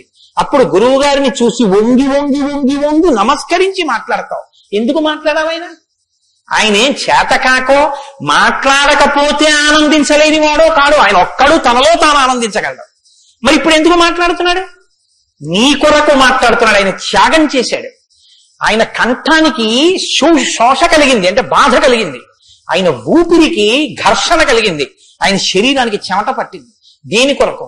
నీ కొరకు. ఆయన నీ కొరకు మాట్లాడుతున్నాడు. ఇది గుర్తిస్తే వినయం. ఈ త్యాగానికి నేనేమి ఇవ్వగలను ఆయనకి? ఈ కృతజ్ఞతాభావంతో నువ్వు నిలబడగలిగితే, అలా నువ్వు ప్రశ్నించగలిగితే పరిప్రశ్న అంటారు. ఇప్పుడు నారదం పరిపప్రచ్ఛ ఇలా ప్రశ్న వేశాడు తప్ప ఏదో ప్రశ్న వేస్తే రామాయణం వచ్చిందని మీరు అనుకోకండి. పరిప్రశ్న చేస్తే రామాయణం వచ్చింది. ఇప్పటి వరకు నారదుడు ఏం మాట్లాడలేదు. మీరు బాగా గమనించండి. వచ్చాడంతే. లోపలికి వచ్చారు, వాల్మీకి మహర్షి చూశారు, అర్ఘ్యపాద్యాదులు ఇచ్చారు, కూర్చోబెట్టారు. ఇప్పుడు పరిప్రశ్న చేస్తున్నారు. ఏ ప్రశ్న వేస్తే అసలు రామాయణం గురించి చెప్పారు ఆయన? వాల్మీకి మహర్షి అడిగిన ప్రశ్న ఏమిటంటే ఆయన్ని, కోన్వస్మిన్ సాంప్రదం లోకే గుణవాన్ కస్య వీర్యవాన్ ధర్మజ్ఞశ్చ కృతజ్ఞశ్చ సత్యవాక్యో దృఢవ్రతః చారిత్రేణ చ కోయుక్తః సర్వభూతేషు కోష్టః విద్వాన్ కః కస్సమర్థశ్చ కశ్చైక ప్రియదర్శనః ఆత్మవాన్ కో జితక్రోధో ద్యుతిమాన్ కో నరసూయకః కస్య బిభ్యతి దేవాశ్చ జాతరోషస్య సంయుగే. 16 గుణములు అడిగారు ఆయన. ఈ 16 గుణములు పరిపూర్ణముగా ఉన్నటువంటి ఒక మానవుడు ఈ లోకంలో, ఈ కాలంలో, నేను ఉన్న రోజుల్లోనే, నేను ఇప్పుడు శరీరంతో తిరుగుతుండగా నా మాంసనేత్రంతో చూడడానికి వీలుగా ఎక్కడైనా ఎవరైనా ఉన్నారా అని అడిగాడు. అంటే అలాంటి వారే ఉన్నారు. ఆయన భార్యయే తన ఆశ్రమంలో ఉంది. ఇది తెలుసా వాల్మీకి? తెలియదనే చెప్పవలసి ఉంటుంది. మరి ఇప్పుడు ఎందుకు వచ్చింది ఈ ప్రశ్న ఆయన నోటి వెంట? అమ్మవారు వచ్చింది కాబట్టి వచ్చింది. అమ్మవారు ఎందుకు వచ్చింది? అసలు రహస్యం ఏమిటంటే, రామాయణం లోకానికి అందాలంటే సీతమ్మ యొక్క సేవాభాగ్యం వాల్మీకి లభించాలి. సీతమ్మ సేవాభాగ్యమే శారదాదేవి సేవాభాగ్యం. అది అందితే నోటి వెంట ఈ ప్రశ్న వచ్చింది. నోటి వెంట ఒక్క ప్రశ్న వస్తే యుగాలు మారిపోయినా మనుష్యుడిగా పుట్టిన ప్రతివాణ్ణి తరింపచేయగలిగిన ఒక ఆది కావ్యం ఆయన నోటి వెంట వచ్చింది. ఇది రావడానికి ముందు సీతమ్మ రావాలి. అందుకని ముందు సీతమ్మ వచ్చేసింది ఆశ్రమానికి. వచ్చి అక్కడ కూర్చుంది. ఆ రామాయణాన్ని ప్రచారం చెయ్యగలిగిన యోగ్యమైన శిష్యుల్ని కూడా సీతమ్మే వాల్మీకి ఇచ్చింది లవకుశల రూపంలో. ఇది వాల్మీకిని సీతమ్మ తరింపచేసిన తీరు మీరు జాగ్రత్తగా గమనించగలిగితే వాల్మీకి తరించడానికి మొదటి కారణం సీతమ్మే. అందుకే ఆయన అన్నారు, నేను చెప్పిన రామాయణానికి పేరేమిటో తెలుసా? సీతాయాశ్చరితం మహత్ అన్నారు. అది సీతమ్మ చరిత్ర అన్నారు. తల్లి ఎంత గొప్ప తల్లు మీరు ఆలోచించండి. అందుకే సీతమ్మ ఒకరు, శారదమ్మ ఒకరా? కాదు, సీతమ్మే శారదమ్మ. కాబట్టే అంత జ్ఞానం వాల్మీకి ఇచ్చి ఈ ప్రశ్న వేయించింది. ఎందుకు వేయించాలి? సీతమ్మ వెళ్ళిపోతే రామావతారం వెళ్ళిపోతుంది. ఇక సీతమ్మ వెళ్ళిపోతుంది. ఆ రోజులు వచ్చేసాయి. అప్పటికి ఆ రోజు వచ్చేసింది. ఎందుకంటే ఇక అశ్వమేధయాగం చేసేస్తాడు రాముడు. అశ్వమేధయాగం చేస్తే సీతమ్మ కనపడుతుంది రాముడికి. సీతమ్మ రాముడికి కనపడితే వేరొకసారి పాతివ్రత్యాన్ని నిరూపించుకోమని చెప్తాడు. ఎందుకు చెప్తాడంటే ఎప్పుడు లోకం కోసం, తన కోసం కాదు. ఈ మాట అనగానే ఆవిడంటుంది, నా ప్రయోజనం అయిపోయిందా? నీకు భార్యగా నీ వంశాన్ని నిలబెట్టడానికి రామకథ నరుడి కథ బాగా గుర్తుపెట్టుకోండి. రామకథ దేవుడి కథని మీకు జరిగితే మీకు ఎంత పనికొస్తుందో నేను చెప్పలేను. రామకథ నరుడి కథని మీరు వినండి, మీకు పనికొస్తుంది. అందుకే సీతమ్మ ఈ మాట అంది, నేను ఎందుకు వచ్చానో తెలుసా నీ పక్కకి? నీ వంశం తరించాలి. నీ వంశం తరించాలంటే నీకు పితృరుణం తీరాలి. పితృరుణం తీరాలంటే నీకు బిడ్డలు కనాలి. నీకు బిడ్డలు పుట్టాలి అంటే నా సహకారం ఉండాలి. నేను నా శరీరాన్ని త్యాగం చేస్తే నా కడుపులో ఉన్న బిడ్డలు కూడా పోతారు. పోతే నీకు పితృరుణం తీరదు. నువ్వు ఏకపత్ని వృతులవు. ఇంకొక బిడ్డని, ఇంకొక ఆడదాన్ని స్వీకరించావు, నీ వంశం ఆగిపోతుంది. నా కారణంగా నీ వంశం ఆగకూడదు. నీ వంశం కొనసాగడానికి నీకు బిడ్డల్ని ఇచ్చాను. నా ప్రయోజనం అయిపోయింది, నేను వెళ్ళిపోతున్నానని భూమిలోకి వెళ్ళిపోయింది. ఆవిడ వెళ్ళిపోయిన తర్వాత ఇక రామావతారం లేదు. సరయూ నదిలో ప్రవేశించి రామావతారం కూడా పూర్తి అయిపోయింది. ఇప్పుడు రామావతారం పూర్తి అయిపోకముందే సీతమ్మ రామాయణం పలికించాలి వాల్మీకితో. పలికించాలంటే ఈ సన్నివేశాన్ని సృష్టించాలి. నారదుణ్ణి పిలిపించింది.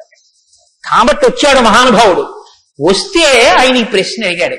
ఇప్పుడింత ఆర్తితో ఈ ప్రశ్న అనుకోకుండా నోటి వెంట వస్తే తప్ప రామాయణ కథ ప్రారంభం కాదు.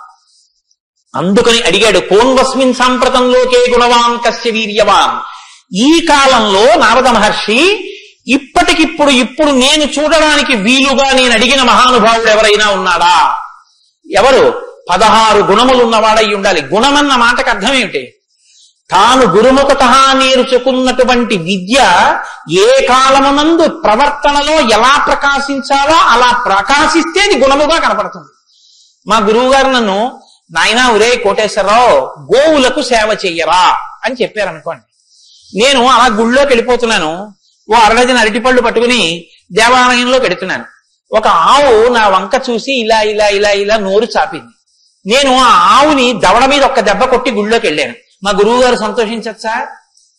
మా గురువు గారు చెప్పారు, రే పరాశక్తికి ఆవుకి తేడా లేదురా అని చెప్పారు. ఇప్పుడు నేనేం చెప్పాలి?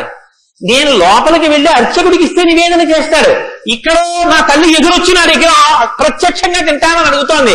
అమ్మా ఏమి భాగ్యం, అక్కడ ఇంకా తొక్క తీసి పెట్టాలి, ఇక్కడ తొక్కతో తినడానికి సిద్ధంగా ఉన్నావు. నా చేతితో పెట్టుకుంటాను. 2 చెప్పులు ఇప్పి అభాలో 2 అరటిపళ్ళు నేను పెట్టాలి. పెడితే నేను గురువాక్యాన్ని అనుష్ఠానంలోకి తెచ్చుకున్నవాడిని. ఇప్పుడు గుణముగా ప్రకాశిస్తుంది. కోటేశ్వరరావు గారండే వాళ్ళ గురువు గారు చెప్పింది గుర్తు పెట్టుకుని ఆవుకి 2 అరటిపళ్ళు పెట్టాడు. అదో గుణం. అంటే నేను నా గురించి చెప్పుకుంటున్నాను అనుకోకండి. నేనే అటువంటి పుణ్యకార్యాలు చేసిన వాడిని కాదు మహాప్రభు. ఏదో ఉదాహరణకి చెప్పాను అంతే. అదే స్వోత్కర్ష కోసం చెప్పిన వాడిని కాదు. కాబట్టి గుణము అంటే విన్నది, చదువుకున్నది, ప్రవర్తనయందు ఆ సందర్భంలో ప్రకటనమైతే, ప్రకాశిస్తే గుణం అవుతుంది. అలా ఉన్నాయా ఎవరికైనా? అలా ఉన్నవాడు ఉన్నాడా?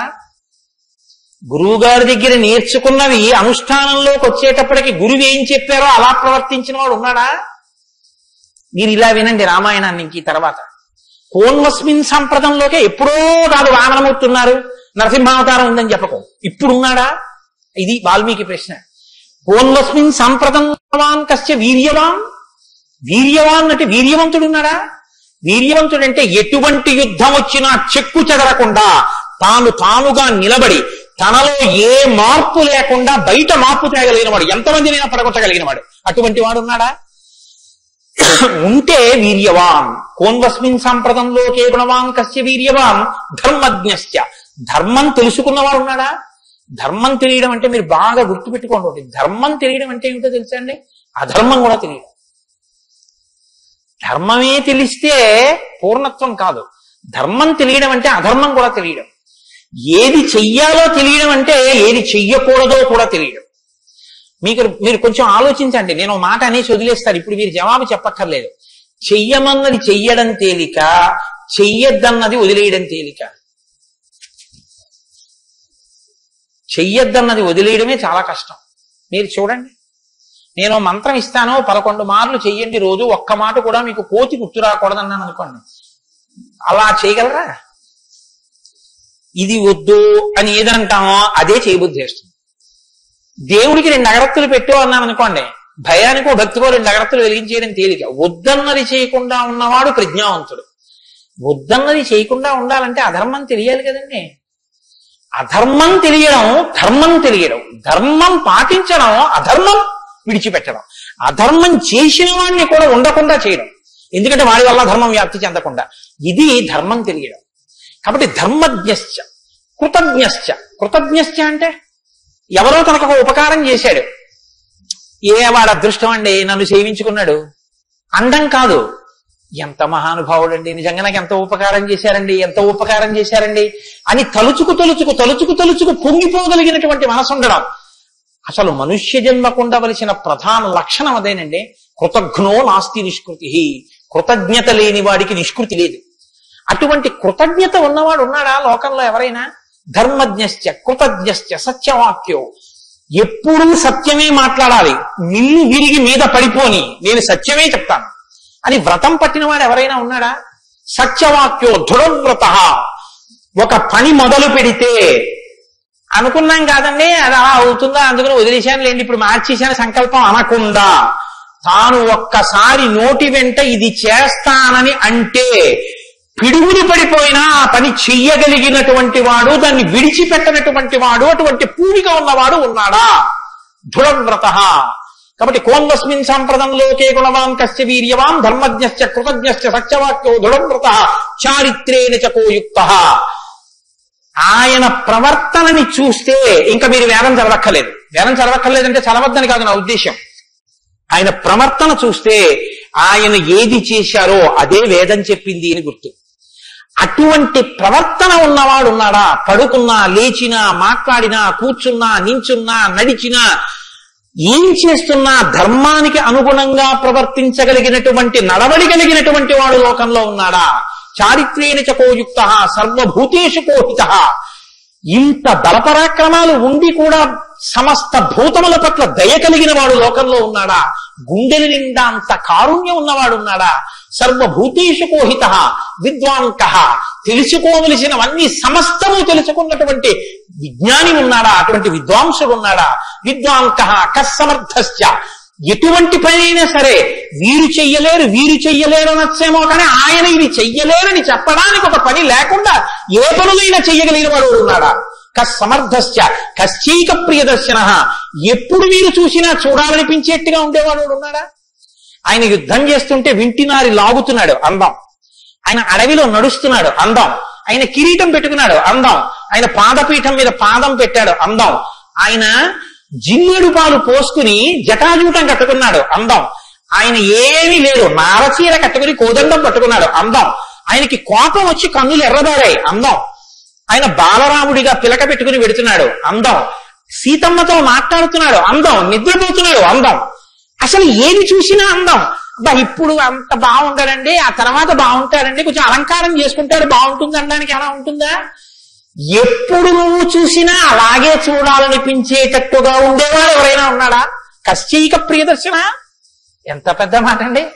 నిద్రపోతుంటే చూసావు, ఆహా నిద్రపోతుంటే చూడాలండి ఆయన సౌందర్యం. ఆ మాట ఎవరికన్నా ఉంటుందండి లోకంలో? ఏమన్నా ఆయన నిద్రపోతుంటే ఎంత బాగుంటాడండి అంటారా? ఏమన్నా ఆయన నిద్ర లేచి ఒళ్ళు విరుచుకుంటుంటే చూడాలండి ఆయన అందం ఎవరికైనా ఉందా? ఆయన యుద్ధం చేస్తుంటే చూడాలండి అందం ఎవరికైనా ఉంటుందా? ఎంతటి అందగాడు రామో. ఆయన పుంసామోహన రూపాయ పుణ్య శ్లోకాయ మంగళం. ఆడవాళ్లు మోహించడం కాదు, పురుషులు మోహించారు ఆయన్ని. అంతటి అందగాడు. కొన్ని కోట్ల మంది కంఠాలు కోసేశాడంతే రామావతారంలో. నెత్తుటిని ఏర్లు పాడించాడు. అయినా అందం. ఈ భుజాలు అందం, గడ్డం అందం, చెక్కిళ్ళు అందం, ఆజానుబాహు వరవింద దళాయతాక్షం, ఆ కళ్ళందం, ఆ కనుబొమలందం, ఆ ముక్కందం, ఆ మూచందం, ఆ గడ్డం అందం, ఆ కంఠం అందం, అన్ని అందం. అందమే రాముడు, రాముడే అందం, రాముడే అభిరాముడు. అటువంటి వాడు ఉన్నాడా? కశ్చైక ప్రియదర్శన ఆత్మవాంకో, గొప్ప ధైర్యవంతుడు ఉన్నాడు ఆ లోకంలో. ధైర్యవంతుడు అంటే మీరు బాగా జ్ఞాపకం పెట్టుకోండి, ధైర్యవంతుడు అన్న మాటకు అర్థం ఏంటో తెలుసండి? భయం లేనివాడు అని కాదు. ధైర్యము అన్న మాటకి ఇంకో అర్థం కూడా ఉంది. ధైర్యము అంటే తాను ఏ పని మీద బయలుదేరాడో ఆ పనికి అనుగుణమైనటువంటి సంభారములను మాత్రమే దగ్గరుంచుకుని ఆ పని మీద మాత్రమే దృష్టి పెట్టి ఆ పనిని పాడు చేసేటటువంటి ఏ ఇతర ఆకర్షణీయమైనటువంటి వ్యవహారమైనా త్రోసి రాజని విడిచిపెట్టగలిగినటువంటి పూనిక ఉన్నవాడు ఉన్నాడా? నేను ఏకపత్ని వ్రతం చేస్తానన్నాడు, భార్యని రావణాసురుడు ఎత్తుకుపోయాడు, చాలా మంది వచ్చి మీద పడ్డారు. మా నాన్నగారు దక్షిణ నాయకుడు, మా వంశంలో చాలా మంది దక్షిణ నాయకులు, మా ఆవిడ దగ్గర లేదు కదండి అని ఏమైనా పొరపాటు పడ్డాడా? తాను ఏది అన్నారో రామో దీర్ణాభిభాషతే, 2 మాటలు నాకు రావమ్మా అన్నాడు అంతే. లోకంలో అవతార పరిసమాప్తి వరకంతే. అలా ఉండగలిగిన వాడు ఉన్నాడా? ఆత్మవాంకో జితక్రోధో, కోపాన్ని గెలిచిన వాడు ఉన్నాడా? కోపాన్ని గెలవడం ఏమిటండి? అది ఏమైనా ఎదురుగుండా వచ్చి నిలబడుతుందా క్రోధం? ఎలా గెలుస్తారు అంటే క్రోధం ఎక్కడి నుంచి వస్తుందో మూలస్థానాన్ని గుర్తెరగడం, వికార కారణాన్ని తెలుసుకోవడమే క్రోధాన్ని గెలవడం. అంటే మీరు చూడండి, నాకండి ఎంత కోపం వచ్చేసిందో అంటాడు. ఎంత కోపం వచ్చేసిందో ఎక్కడి నుంచి వచ్చింది? ఇక్కడి నుంచే రావాలి కోపం. ఇక్కడి నుంచి రావడానికి అనువైన అవకాశం, వాతావరణం నువ్వు ఇస్తే రావడానికి సిద్ధంగా ఉంటుంది. మంట పుట్టడానికి సిద్ధంగా ఉన్నట్టు ఉంటుంది. నువ్వు అది పుడితే ఎంత వికారంగా ఉంటావో, నీ ముఖం ఎలా ఉంటుందో, ఎంత జేవురించుకుని ఉంటుందో, ఎలా అరుస్తావో, నీ చేతులు ఎలా ఉంటాయో, ఓసారి ఆ టైంలో వీడియో తీసి చూసుకో ఎలా ఉంటుందో. అసహ్యం వేస్తుంది మన మీద. మనకి అదేంటంటే అలా ఉన్నాననిపిస్తుంది. ఇన్ని వికారములు ఇది వస్తే వస్తున్నాయని తెలుసుకుని అది రాకుండా తొక్కి పెట్టగలిగిన వాడు ఉన్నాడా? అలా ఉంటే జితక్రోధో, అలాంటి వాడు ఉన్నాడయ్యా లోకంలో. ఆత్మవాంకో జితక్రోధో ద్యుతిమాంకో, అపారమైనటువంటి కాంతి కలిగిన వాడు ఉన్నాడా? ద్యుతిమాంకో ననసూయక, అసూయని గెలిచిన వాడు ఉన్నాడా? తనకన్నా గొప్పవాడు కనపడితే ఆహాహా మహాత్ములు ఎంత గొప్ప పరిశ్రమ చేశారో, ఇంత గొప్పవాడు అయ్యాడని నమస్కారం చేసి తెలుసుకోవాలి. తనకన్నా తక్కువ వాడు కనపడితే ఈశ్వరానుగ్రహంతో ఈయన వృద్ధిలోకి రావాలనగలగాలి. కింద వాడిని చూసి అహంకరించకూడదు, పైవాడిని చూసి అసూయపడకూడదు. ఈ 2 ఉన్నవాడు ఉన్నాడా? ద్యుతిమాంకో ననసూయక కస్య బిభ్యతి దేవాశ్చ జాత రోషస్య సంయుగే. కోపం లేని వాడికి కోపం ఎలా వస్తుంది మరి? అంటే కోపం తెచ్చిపెట్టుకున్నట్టు నటిస్తాడు అంతే. ఎందుకు నటించాలి? అంటే ఏదో పని చక్కబెట్టాలంటే కోపం వచ్చినట్టు ఒకసారి ఇలా అంటాడు. అనేటప్పటికి అమ్మ బాబు ఆయన కోపం వచ్చిందంటే హడిలిపోయి అందరూ జాగ్రత్తగా ఉంటారు. ఎవరికి కోపం వచ్చిందని అనిపిస్తే 33 కోట్ల మంది దేవతలు కూడా ఉనికిపోతారో అలా కోపాన్ని తెచ్చి పెట్టుకునేవాడే తప్ప అసలు కోపం రావడం అన్నది లేనివాడు ఒకరిలో ఉన్నాడా? అలాంటి వాడు ఎవడైనా ఉంటే ఎప్పుడో ఉన్నాడని చెప్పదు, ఇప్పుడు ఉన్నాడా? నేను చూడ్డానికి వీలుగా ఉన్నాడా? ఈ కాలంలో ఉన్నాడా? ఉంటే అటువంటి వాడి గురించి నాకు చెప్పు, నాకు వినాలనుందండి. ఇప్పుడు వస్తోంది రామాయణం. ఇప్పుడు చెప్పాలి. నారదుడు ఎవరో తెలుసా? ఆయన రాముడే. ఆయన ఇల్లాలే నీ దగ్గరుంది, ఆయన బిడ్డలే నీ దగ్గర ఉన్నారు. వాల్మీకి మహర్షి ఆయనే అయోధ్యాధిపతి, ఆయనే రామచంద్ర ప్రభువు అని చెప్తే వాల్మీకి పొంగిపోవాలి కదండి. రామాయణ ఆవిర్భావం జరుగుతోందన్నమాట. ఇవాళ రామాయణం పుడుతోంది. ఆ సన్నివేశంలో ఉన్నాం మనం. ఇప్పుడు ఈ మాటలు అడిగితే వాల్మీకి మహర్షి చాలా చమత్కారమైనటువంటి జవాబు ఒకటి చెప్పారు.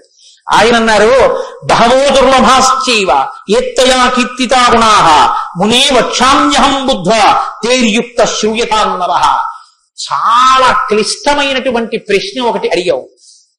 సాధారణంగా లోకంలో మానవుల్లో నువ్వు అడిగినటువంటి 16 గుణములు ఒక వ్యక్తి యందు ప్రకాశించేటటువంటి వాడు ఉండడు.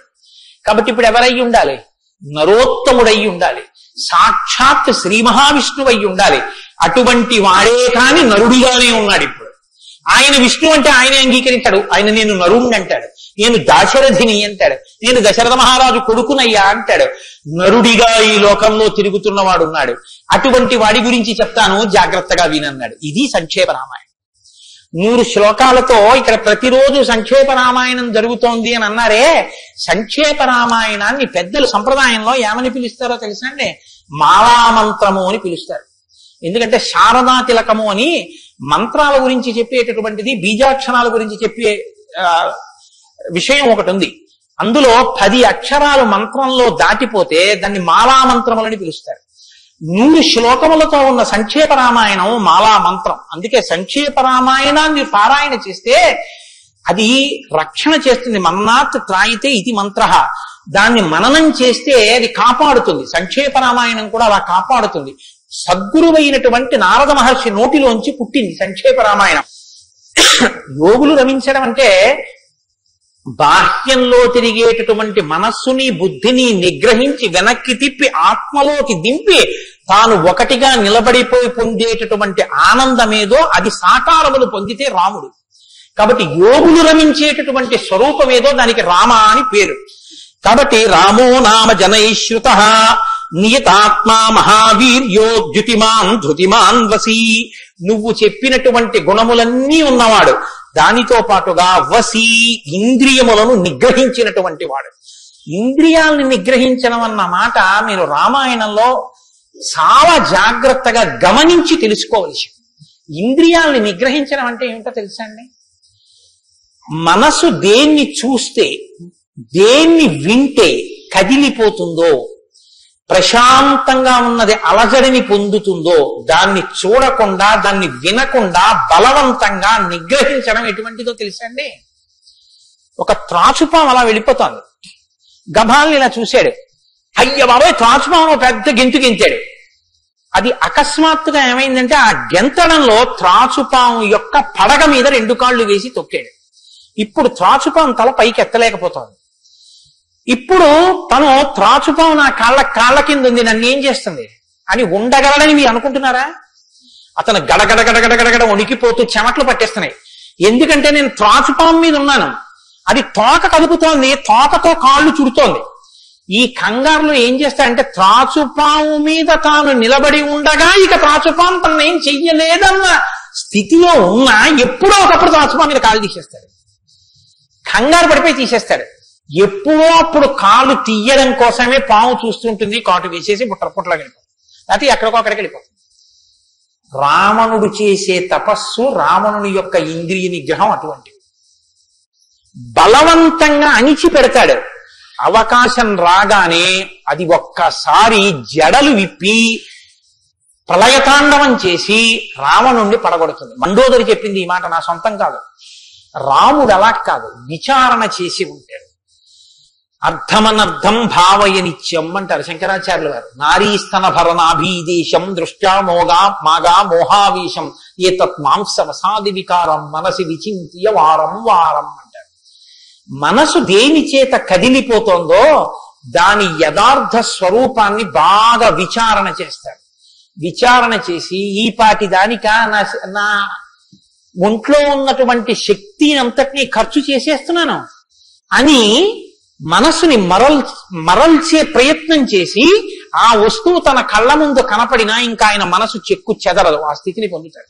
ఇది శంకరాచార్యులు వారు నేర్పుతారు లోకానికి. గురువు చెప్పే మాట అంటే అలా ఉంటుంది. ఆయన ఎంత చమత్కారంగా అన్నారో చూడండి. నారీస్తన భరణాభీదేశం దృష్ట్యా మోగా మోహావేశం. ఎందుకంత వెర్రెక్కిపోతున్నావు? యవ్వనం ఒంట్లో ఉండి ఓపికన్న కాలంలో నీ శరీరం కన్నా స్త్రీ శరీరంలో 2 వికారాలు ఉన్నాయి. శరీరపు ఊర్ధ్వభాగంలో 2 చోట్ల మాంసపు ముద్దలు పైకి పటమరించాయి. శరీర అధోభాగంలో మాంసము కొంత లోపలికి వెళ్ళి ఉంది. ఈ 2 వికారాల కోసం నీ శరీరంలో ఉన్న సమస్త శక్తిని నశింప చేసుకున్నావు. ఇదా నీకు నరజన్మ ప్రయోజనం? మనసి విచింతియ వారం వారం. దీన్ని బాగా ఆలోచించు అన్నది. ఇది పట్టుకుందనుకోండి, కంటిని మనసుని కంటితో చూడడం వల్ల కదపగలిగిన మనసుకి ఇప్పుడు ఆ వస్తువు కనపడినా ఇక మనసు కదలదు. ఇది ఇంద్రియ నిగ్రహం అంటారు. ఇంద్రియాలని జయించడం అంటే అది. ఇది రాముడు. అందుకే ధృతిమాన్ వసి, అపారమైన శక్తితో ఉంటాడు, సంకల్ప శక్తితో ఉంటాడు, ఇంద్రియములను జయించిన వాడై ఉంటాడు. బుద్ధిమాన్ నీతిమాన్ వాగ్మి శ్రీమాన్ శత్రునిబర్హణ విపులాంశో మహాబాహు కంబుగ్రీవో మహాహను. నిజంగా శ్రీరామాయణాన్ని ప్రతి శ్లోకం ప్రతి మాట వ్యాఖ్యానం చేస్తే 42 రోజులు ఏమిటండి? నేను రిటైర్ అయిపోయే వరకు చెప్పినా శ్రీరామాయణం అయ్యేదేం కాదు, కానీ ఏదో 42 రోజుల్లో పూర్తి చేశాను అనిపించుకోవడం అంతే. కాబట్టి బుద్ధిమాన్ నీతిమాన్ వాగ్మి, అన్ని విద్యలు తెలుసున్నవాడు, శ్రీమాన్ ఐశ్వర్యం ఉన్నవాడు, శత్రు నిబర్హణ శత్రువులను నిగ్రహించగలిగిన వాడు, విపులాంశో ఎత్తైన మూపున్నవాడు, మహాబాహు బలిషిన బాహువులున్నవాడు, కంబు గ్రీవు కంఠం వంటి శంఖం వంటి కంఠం ఉన్నవాడు, మహాహనుహు చెక్కిళ్ల పైభాగం చాలా ఉన్నతంగా ఉన్నటువంటి వాడు. అటువంటి మహానుభావుడు ఈ లోకంలోనే ఉన్నాడు. ప్రజాపతి సమశ్రీమాం ధాతారి పురుషూదన రక్షితా జీవలోకస్య ధర్మస్య పరిరక్షిత రక్షితా స్వస్య ధర్మస్య స్వజనస్య చ రక్షిత వేద వేదంగతత్వజ్ఞో ధనుర్వేదే చ నిష్ఠిత. ఎంత గొప్పగా మాట్లాడారండి నారద మహర్షి. నిజంగా ప్రజాపతి సమశ్రీమాన్, ఈ ప్రపంచాన్నంతటినీ పోషించగలిగినటువంటి వాడు, సాక్షాత్ శ్రీ మహావిష్ణువు. ధాతారి పునిషూదన శత్రువులను నిగ్రహించగలిగిన వాడు, రక్షిత జీవలోకస్య ఈ లోకాలన్నింటినీ రక్షించగలిగిన వాడు, ధర్మస్య పరిరక్షిత ధర్మాన్ని రక్షించేటటువంటి వాడు. ధర్మాన్ని రక్షిస్తాడు కాబట్టి అధర్మాన్ని నిగ్రహిస్తాడు కూడా. ధర్మస్య పరిరక్షిత రక్షిత స్వస్య ధర్మస్య, తన ధర్మాన్ని తాను రక్షించుకుంటాడు. రక్షిత స్వస్య ధర్మస్య స్వజనస్య చ రక్షిత, అందరినీ రక్షిస్తే మరి స్వజనులు ఎవరు అంటే ఆయననే నమ్ముకుని ఉన్న వాళ్ళెవరో ఆ వారి రక్షణ యందు మరింత అప్రమత్తంగా ఉండేటటువంటి స్వరూపం ఉన్నటువంటి వాడు. అటువంటి వాడు సచ సర్వగుణోపేత కౌసల్యానందవర్ధన సముద్రైవ గాంభీర్యే ధైర్యేణ హిమవానివా. ఇందులోంచేనండి వాల్మీకి మహర్షి చెప్పిన శ్లోకాల్లోంచే తర్వాత ఉపమానాలన్నీ వచ్చాయి. ఇప్పటికీ మనం చూడండి, ఆయన మేరునగ ధీరుడండి అంట. ఆయన్ని పోల్చి చెప్పేటప్పుడు హిమవత్ పర్వతము వంటి వాడు, సముద్రము వంటి గాంభీర్యం ఉన్నవాడు అని చెప్పారు నారద మహర్షి. సముద్రం చూడండి ఎంత గంభీరంగా ఉంటుందో.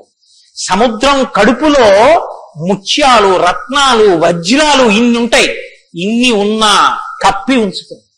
సముద్రంలో బడబాగ్ని ఉంటుంది, కానీ తాను మాత్రం చల్లగా ఉంటుంది.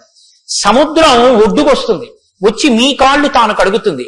శాతకానిది ఎదురొచ్చి మీ కాళ్ళు కడిగిందని మీరు ధూర్తతనంతో లోపలికెడితే మిమ్మల్ని తనలో కలుపుకుంటుంది. ఎదురొచ్చి మీ దగ్గరికి వస్తోంది కదా అని మీ కాలి చెప్పు తీసి అందులో వేస్తే తీసుకొచ్చి అవతల బారేస్తుంది ఒడ్డున. ఇది సముద్రం యొక్క గాంభీర్యం. తాను ఉప్పు కయ్యగా ఉంటుంది, పర్వదిన స్నానానికి పనికొస్తుంది.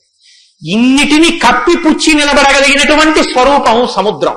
కడుపులో బడబాగ్ని ఉన్న, సీతాపహరణమే జరిగిన, తండ్రే మరణించిన, రాజ్యమే పోయిన, అరణ్యంలో తిరిగిన, జుట్టు తీసేసిన, జిల్లేడు పాలు పోసుకుని ఆఖరికి ఆ జటలు కట్టుకున్న, నారచీర కట్టుకున్న, పాదాలకి చెప్పులే లేకపోయినా, అగ్నిహోత్రాన్ని చంకన తగిలించుకున్న, అడవిలో మృగాన్ని బాణం పెట్టి కొట్టి చర్మం ఒలిచి మాంసం తీసి తెచ్చి సీతమ్మ వండితే తప్ప తినలేని స్థితిలో రాజారాముడు అయినటువంటి వాడు బ్రతకవలసి వచ్చిన, తెల్లవారుజామున 4 గంటల సమయంలో దాహమేస్తున్న ఏనుగు నదిలో తొండం పెట్టి నీళ్లు తాగడానికి కూడా భయపడినంత చలికాలంలో కూడా వెళ్లి స్నానం చెయ్యగలిగిన మొనగాడు.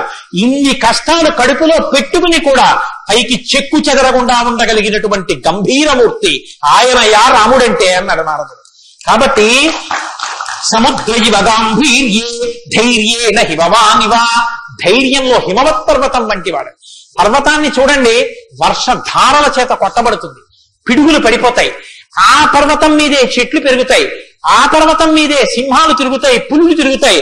ఆ సముద్రానికి కన్నాలు పెట్టి పావులు పడుకుంటాయి. చిట్టెలుకలు కన్నాలు చేసి ఆ పర్వత పాదాల మీద తిరుగుతూ ఉంటాయి. ఎలుక కన్నం పెట్టి తనలో దూరిందని బెంగ పెట్టుకోదు, ఒక ధూర్తుడు కాళ్లతో పైకెక్కాడని బెంగ పెట్టుకోదు, వర్షధారలు కొట్టాయని కదలదు, పిడుగులు పడ్డాయని చెక్కు చెదరదు, పులులు సింహాలు తిరుగుతున్నాయని బెంగ పెట్టుకోదు, మహాత్ములు తన మీద నడుస్తున్నారని పొంగిపోదు, తన మీద ఈశ్వరుడి దేవాలయం కట్టారని పరవశించిపోదు, తాను అలాగే నిలబడి ఉంటుంది. చెక్కు చెదరక నిలబడగలిగినటువంటి పర్వతం ఎటువంటిదో రాముడు అటువంటి వాడు. ఇది నారదుడు ఒక నరుడిగా ఆయనకున్న లక్షణాలు చెప్తున్నాడు. ఇవి నీవు సంతరించుకో, కొన్నైనా ప్రతిదానికి విచలితుడమైపోవడం కాదు, ప్రతి చిన్నదానికి కదిలిపోవడం కాదు, ధైర్యంగా నిలబడగలగాలి. నాకు కాకపోతే ఎవరికి వస్తాయి?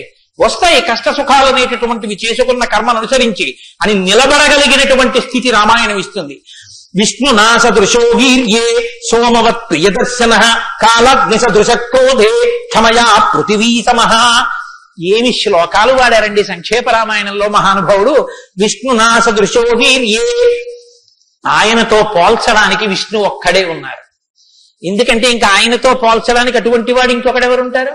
విష్ణువుని విష్ణువుతోనే పోల్చాలి. కాబట్టి విష్ణువుతో సమానమైన వాడు. సోమవత్ ప్రియదర్శన, బాణం పట్టుకుని ఎదురుగుండా ఉన్న వాళ్ళ లక్షల మంది కంఠాలు తెగకోసినా సరే భక్తులైన వారికి మాత్రం ఆ స్వరూపాన్ని దర్శనం చేస్తుంటే ఎంత సంతోషంగా ఉంటుందో. కాబట్టి సోమవత్ ప్రియదర్శన. లోకంలో మూడిటిని ఎంత చూసినా చూడబుద్ధే వేస్తుంది. ఎంత చూడండి చూడబుద్ధి వేస్తుంది. అందుకే పార్వతీదేవి వినాయకుడికి ఏనుగు ముఖం పెట్టించింది. పసిపిల్లలకి కూడా సంతోషం కల్పించేవి మూడు ఏమిటో తెలుసా అండి? గజముఖం, చంద్రబింబం, సముద్రం. మీరు సముద్రపు తొట్టుకి వెళ్ళి ఎంతసేపు కూర్చోండి, ఎంతసేపు చూస్తున్నా సముద్రాన్ని అలా చూడాలనే అనిపిస్తుంది.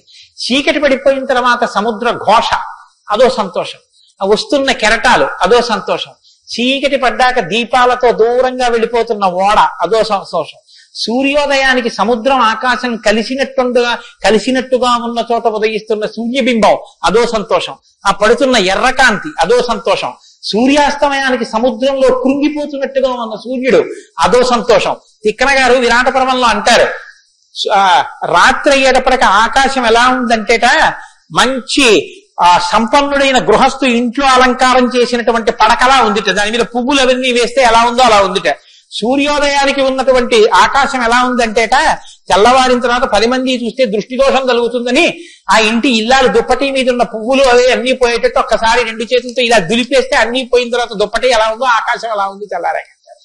అలా ఆ సముద్రాన్ని చూస్తుంటే ఎంత అందంగా ఉంటుందో. పసిపిల్లల దగ్గర నుంచి కవుల వరకు జ్ఞానుల వరకు సముద్రం ఆనందమే. పసిపిల్లాడికి ఏం తెలిసిన ఆనందం, వృద్ధుడికి ఏం తెలిసిన ఆనందం. అందరూ సముద్రం రెండుకి వెళ్ళి ఆనందం పొందుతారు. ఆఖరికి తుఫాను సమయంలో సముద్రం చూడడం అదో సంతోషం కొంతమందికి. కాబట్టి సముద్రం 2, చంద్రబింబం. చంద్రబింబాన్ని ఎంతసేపు చూడండి సంతోషం. రామాయణంలో వాల్మీకి మహర్షి వర్ణిస్తారు సుందరకాండలో చంద్రబింబాన్ని, ఏమి వర్ణనలో ఆ సర్గలు. కాబట్టి చంద్రబింబం 3 ఏనుగు. ఏనుగు చూడండి, వెంకటాచల క్షేత్రానికో తిరుత్తణియో వెడితే ఆ ఏనుగు ముందు నించుంటే పిల్లల్ని ఎంతసేపు నించో పెట్టండి సంతోషమే. ఆ తొండం ఇలా ఇలా ఆడిస్తూ ఆ ఏనుగు అలా నిలబడి అరటిపండు ఎత్తి నోట్లో పెట్టుకుని ఆ దుమ్ము తీసి మీద పోసుకుని స్నానం చేసి తెల్లటి దంతాలు, దాని స్వరూపం, దాని చిన్ని చిన్ని కళ్ళు, దాని వెంట్రుకలు, దాని తోక, పెద్ద పెద్ద కాళ్ళు, ఇంతంత గోళ్ళు, గుండ్రంగా పాదాలు. ఆ ఏనుగుని ఎంతసేపు చూసినా అబ్బా ఇంకేం చూస్తాను లేండి అనిపించదు, అలా చూడబుద్ధి వేస్తుంది. అలా చూడబుద్ధి వేస్తుంది. కాబట్టి ధ్యానం చేసేటప్పుడు ముందు గణపతి యొక్క ముఖాన్ని తదేకంగా చూస్తే ఆ ధ్యాన నిష్ట చేత విఘ్నములు తొలగిపోతాయి. కాబట్టి పరమేశ్వరుడు అందరూ తొందరగా దృష్టి పెట్టి చూడడానికి వైముఖ్యం కలగనటువంటి ముఖాన్ని నా కొడుక్కి పెడితే అందరికీ ఉపకారం జరుగుతుందని ఏనుగు తలకాయ తీసుకొచ్చి వినాయకుడికి పెట్టాడు. అది కారణం. వినాయకుడికి ఏనుగు తలకాయ ఉండడానికి కారణాల్లో అదొకటి. కాబట్టి విష్ణు నాసదృశో వీర్యే సోమవత్ ప్రియదర్శన కాలాగ్ని సదృశ క్రోధే.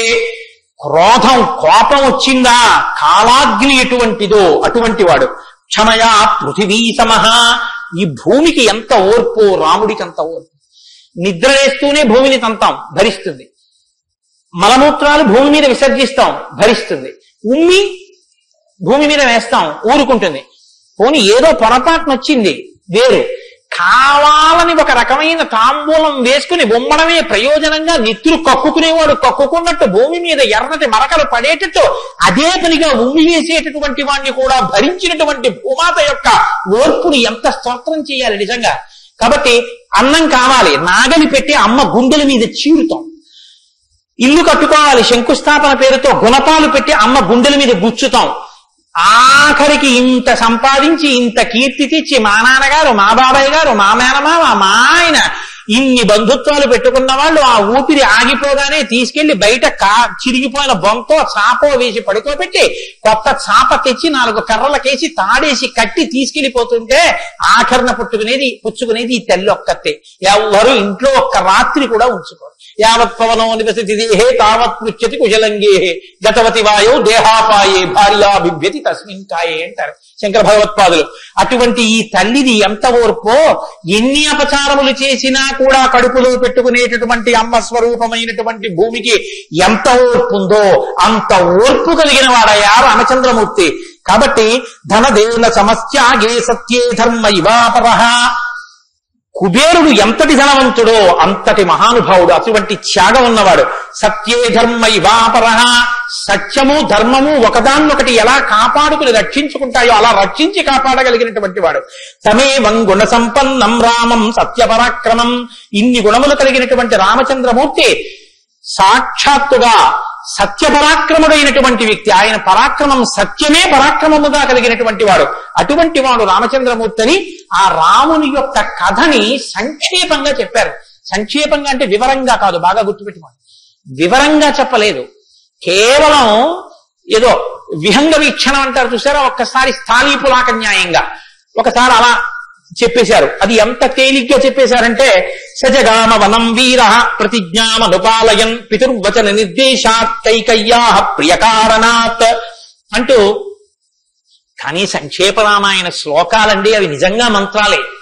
దశరథ మహారాజు గారు లేక లేక లేక లేక సంతానం కలగలేదని బెంగ పెట్టుకుని అశ్వమేధయాగం చేసి పాపాన్ని పోగొట్టుకుని పుత్రకామేష్టి చేస్తే యజ్ఞపురుషుడు ఆవిర్భవించి ప్రసాదాన్ని ఇస్తే ఆ పాయసాన్ని అనురూపలైనటువంటి తన భార్యలు స్వీకరిస్తే పెద్ద భార్య అయినటువంటి కౌసల్యాదేవి యొక్క గర్భాన్ని జనించినటువంటి సాక్షాత్ విష్ణు స్వరూపుడైన ధర్మాత్ముడైన రామచంద్రమూర్తి పినతల్లి అయిన కైకమ్మ 14 సంవత్సరములు అరణ్యవాసం చేసి రాజ్యాభిషేకాన్ని విడిచిపెట్టుకోవాలి రామచంద్రమూర్తిని 2 వరములు రాత్రికి రాత్రి దశరథ మహారాజు గారిని అడ్డుపెట్టి నిగ్రహిస్తే తండ్రిని సత్యవాక్యమునందు నిలబెట్టడం కోసమని రామచంద్రమూర్తి రాజ్యాన్ని పరిత్యజించి నారవస్త్రాలు కట్టుకుని చెప్పులు కూడా విడిచిపెట్టి మహానుభావుడు అరణ్యానికి బయలుదేరి వెళ్ళిపోతున్నారు.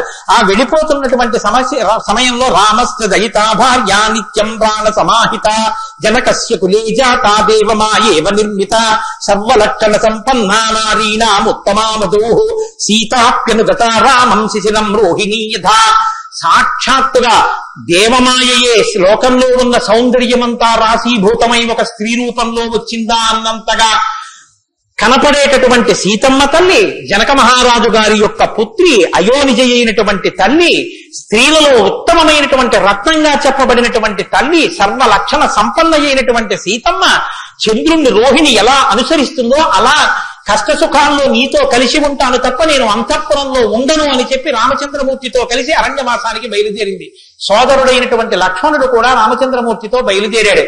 ముగ్గురు అరణ్యవాసం చేస్తున్నటువంటి సమయంలో చిత్రకూట పర్వతం మీద ఉండగా తనకి రాజ్యం కావాలని భరతుడు కోరకపోయినా తల్లి వరం చేత రాజ్యాన్ని పొందడానికి అర్హుడైన భరతుడు మేనమావ గారి ఇంటి నుంచి తిరిగి వచ్చేసరికి దశరథ మహారాజు గారు ప్రాణాలు విడిచిపెడితే నాకు ఈ రాజ్యం వద్దని భరతుడు శత్రుఘ్నుడితో వశిష్ఠుడితో తల్లులతో కలిసి చిత్రకూట పర్వతం దగ్గరికి వెళ్లి, అన్నా రామా నాకొద్దు, ఈ రాజ్యం నువ్వే తీసేసుకోమని ఎంత నిగ్రహించినా ధర్మాత్ముడు సత్యవాక్య పరిపాలకుడైనటువంటి రామచంద్రమూర్తి నా తండ్రిని సత్యంలో నిలబెట్టడం కోసం నేను ఈ వనవాసానికి వచ్చాను తప్ప నాకు ఈ రాజ్యం అక్కర్లేదని స్వీకరించడం మానేసి తన పాదుకలను తీసుకెళ్లి భరతుడికి ఇస్తే భరతుడు పాదుకలను పట్టుకుని నందిగ్రామానికి వచ్చి సింహాసనం మీద పెట్టి రాజ్యం చేస్తుంటే మహానుభావుడు చిత్రకూట పర్వతం మీదే ఉన్నట్టయితే వచ్చినటువంటి తల్లులు సోదరులైనటువంటి భరత శత్రుఘ్నులు జ్ఞాపకానికి వస్తారని చిత్రకూటాన్ని విడిచిపెట్టి దండకారణ్యంలో ప్రవేశించి ఉన్నటువంటి సమయంలో అక్కడ ఉన్నటువంటి రాక్షసులలో ఒకటి అయినటువంటి శూర్పణఖ వచ్చి రామచంద్రమూర్తి యొక్క తమ్ముడైన లక్ష్మణుడు, లేదా సంక్షేప రామాయణం ప్రకారం రాముడితో లక్ష్మణుడు చేసిన పని రాముడు చేసినట్టే,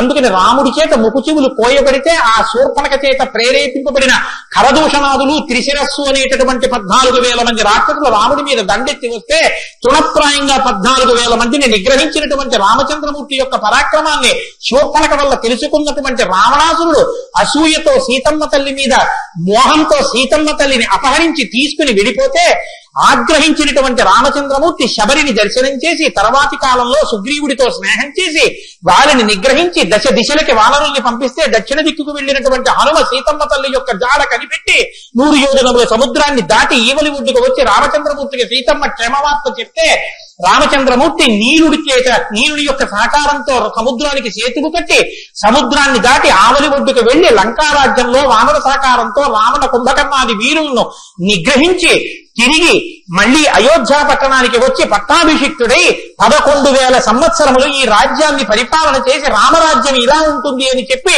లోకానికి చాటి చెప్పిన వాడయ్యా రామచంద్రమూర్తి అంటే సంక్షేప రామాయణాన్ని కథారూపంగా శ్లోకరూపంగా నారద మహర్షి వాల్మీకి మహర్షిగా ఉపదేశం చేశారు. ఉపదేశం చేస్తే సంతోషించారు. ఆ రామరాజ్యం యొక్క గొప్పతనాన్ని 4 శ్లోకాలు వినకపోతే మనం దోషం చేసిన వాళ్ళం అవుతాం.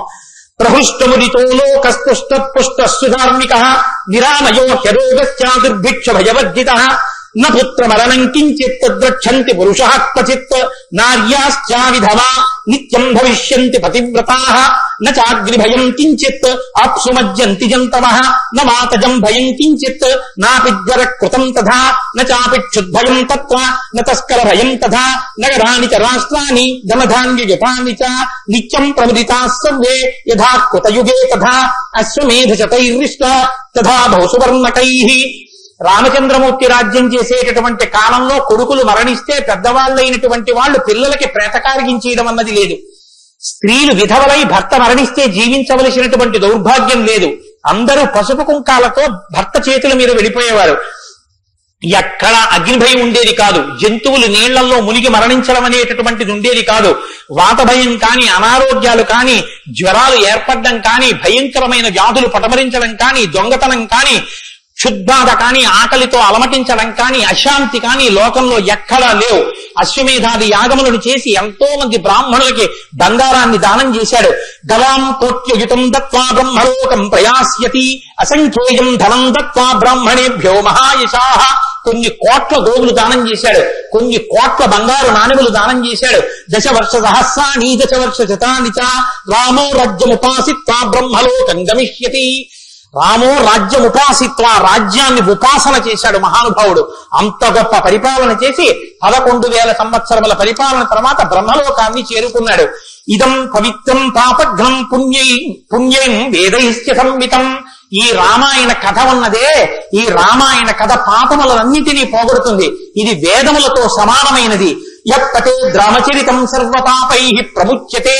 ఎవరు ఈ రామ కథని వింటున్నారో వాళ్ళకి సర్వ పాపములు తొలగిపోతాయి. సత్యం సత్యం పునఃసత్యం, ఇందులో అనుమానమేమీ లేదు. ఏతదాఖ్యానమాదిత్యం పఠన్ రామాయణం నరః. ఎవరు ఈ రామాయణాన్ని చదువుకుంటున్నారో వింటున్నారో వాళ్ళకి ఆయుష్యం నిలబడుతుంది, అపమృత్యు దోషం తొలగిపోతుంది. సపుత్ర పౌత్ర సగణ ప్రేత్య స్వర్గే మహీయతే. పుత్రుల్ని, కొడుకుల్ని, మనవల్ని చూసిన తర్వాత 3 తరాలు చూసిన తర్వాత సంతోషంతో సుఖశాంతులతో ఇహమనందు జీవించి ఆఖరున తేలికగా శరీరం నుంచి ప్రాణం విడిపోయి జీవుడు సంతోషంగా భగవన్నామని చెప్తూ స్వర్గలోకాన్ని చేరుకుంటాడు. ఇంతటి గొప్ప అనుభూతిని, ఐశ్వర్యాన్ని అనుగ్రహించగలిగినటువంటి శక్తి కలిగినటువంటిది రామాయణం. కాబట్టి ఎల్లరూ ఈ రామాయణాన్ని చదువుకోవాలి, వినాలి, ధరించాలి అని నారద మహర్షి వాల్మీకి మహర్షికి చెప్తే తదేక ధ్యానంతో ఆ మాలామంత్రంగా వినపడిన సంక్షేప రామాయణాన్ని విని పొంగిపోయిన హృదయంతో తన్మయత్వంతో ఉన్నటువంటి వాల్మీకి మహర్షి యొక్క స్థితి దగ్గర ఇవాల్టి ఉపన్యాసాన్ని పూర్తి చేస్తున్నారు. రేపటి రోజున అసలు ఎలా ఆవిర్భవించిందో, తన్మయత్వంలో ఉన్న వాల్మీకి మహర్షి ఎలా బయలుదేరారో, రామాయణం ఎలా వచ్చిందో, ఏం జరిగిందో ఆ విషయాన్ని మీకు మనవి చేసి రామాయణ కథా ప్రారంభం చేసి అనుగ్రహాన్ని రామచంద్ర ప్రభు నాకు కృప చేయుగాక. రేపు ఖచ్చితంగా 6:30 కథా ప్రారంభం అయిపోతుంది. లేకపోతే 7 రోజుల్లో బాలకాండ పూర్తి కాదు కాబట్టి. మంగళాశాసనపరై మదాచార్య పురోగమై సర్వైశ్చ పూర్వైరాచార్యై సత్కృతాయాస్తు మంగళం. మంగళం కోసలేంద్రాయ మహనీయ గుణాత్మనే చక్రవర్తి తనూజాయ సర్వభౌమాయ మంగళం. ఉమా కాంతాజ కాంతాజ కామితార్థప్రదాయినే శ్రీగిరీశాయ దేవాయ మలినాథాయ మంగళం. కరచరణ కృతం వా కర్మవాక్కాయజం వా శ్రవణమైనజం వా మానసం వా అపరాధం విహితం వా సర్వమేత్తక్షమస్వా శివ శివ కరుణాబ్ధే శ్రీ మహాదేవ శంభో. సర్వం శ్రీ ఉమామహేశ్వర పరబ్రహ్మార్పణమస్తు. స్వస్తి. శ్రీరామాయణం వినడం ఒక మహద్భాగ్యం. నన్ను నమ్మండి, నేను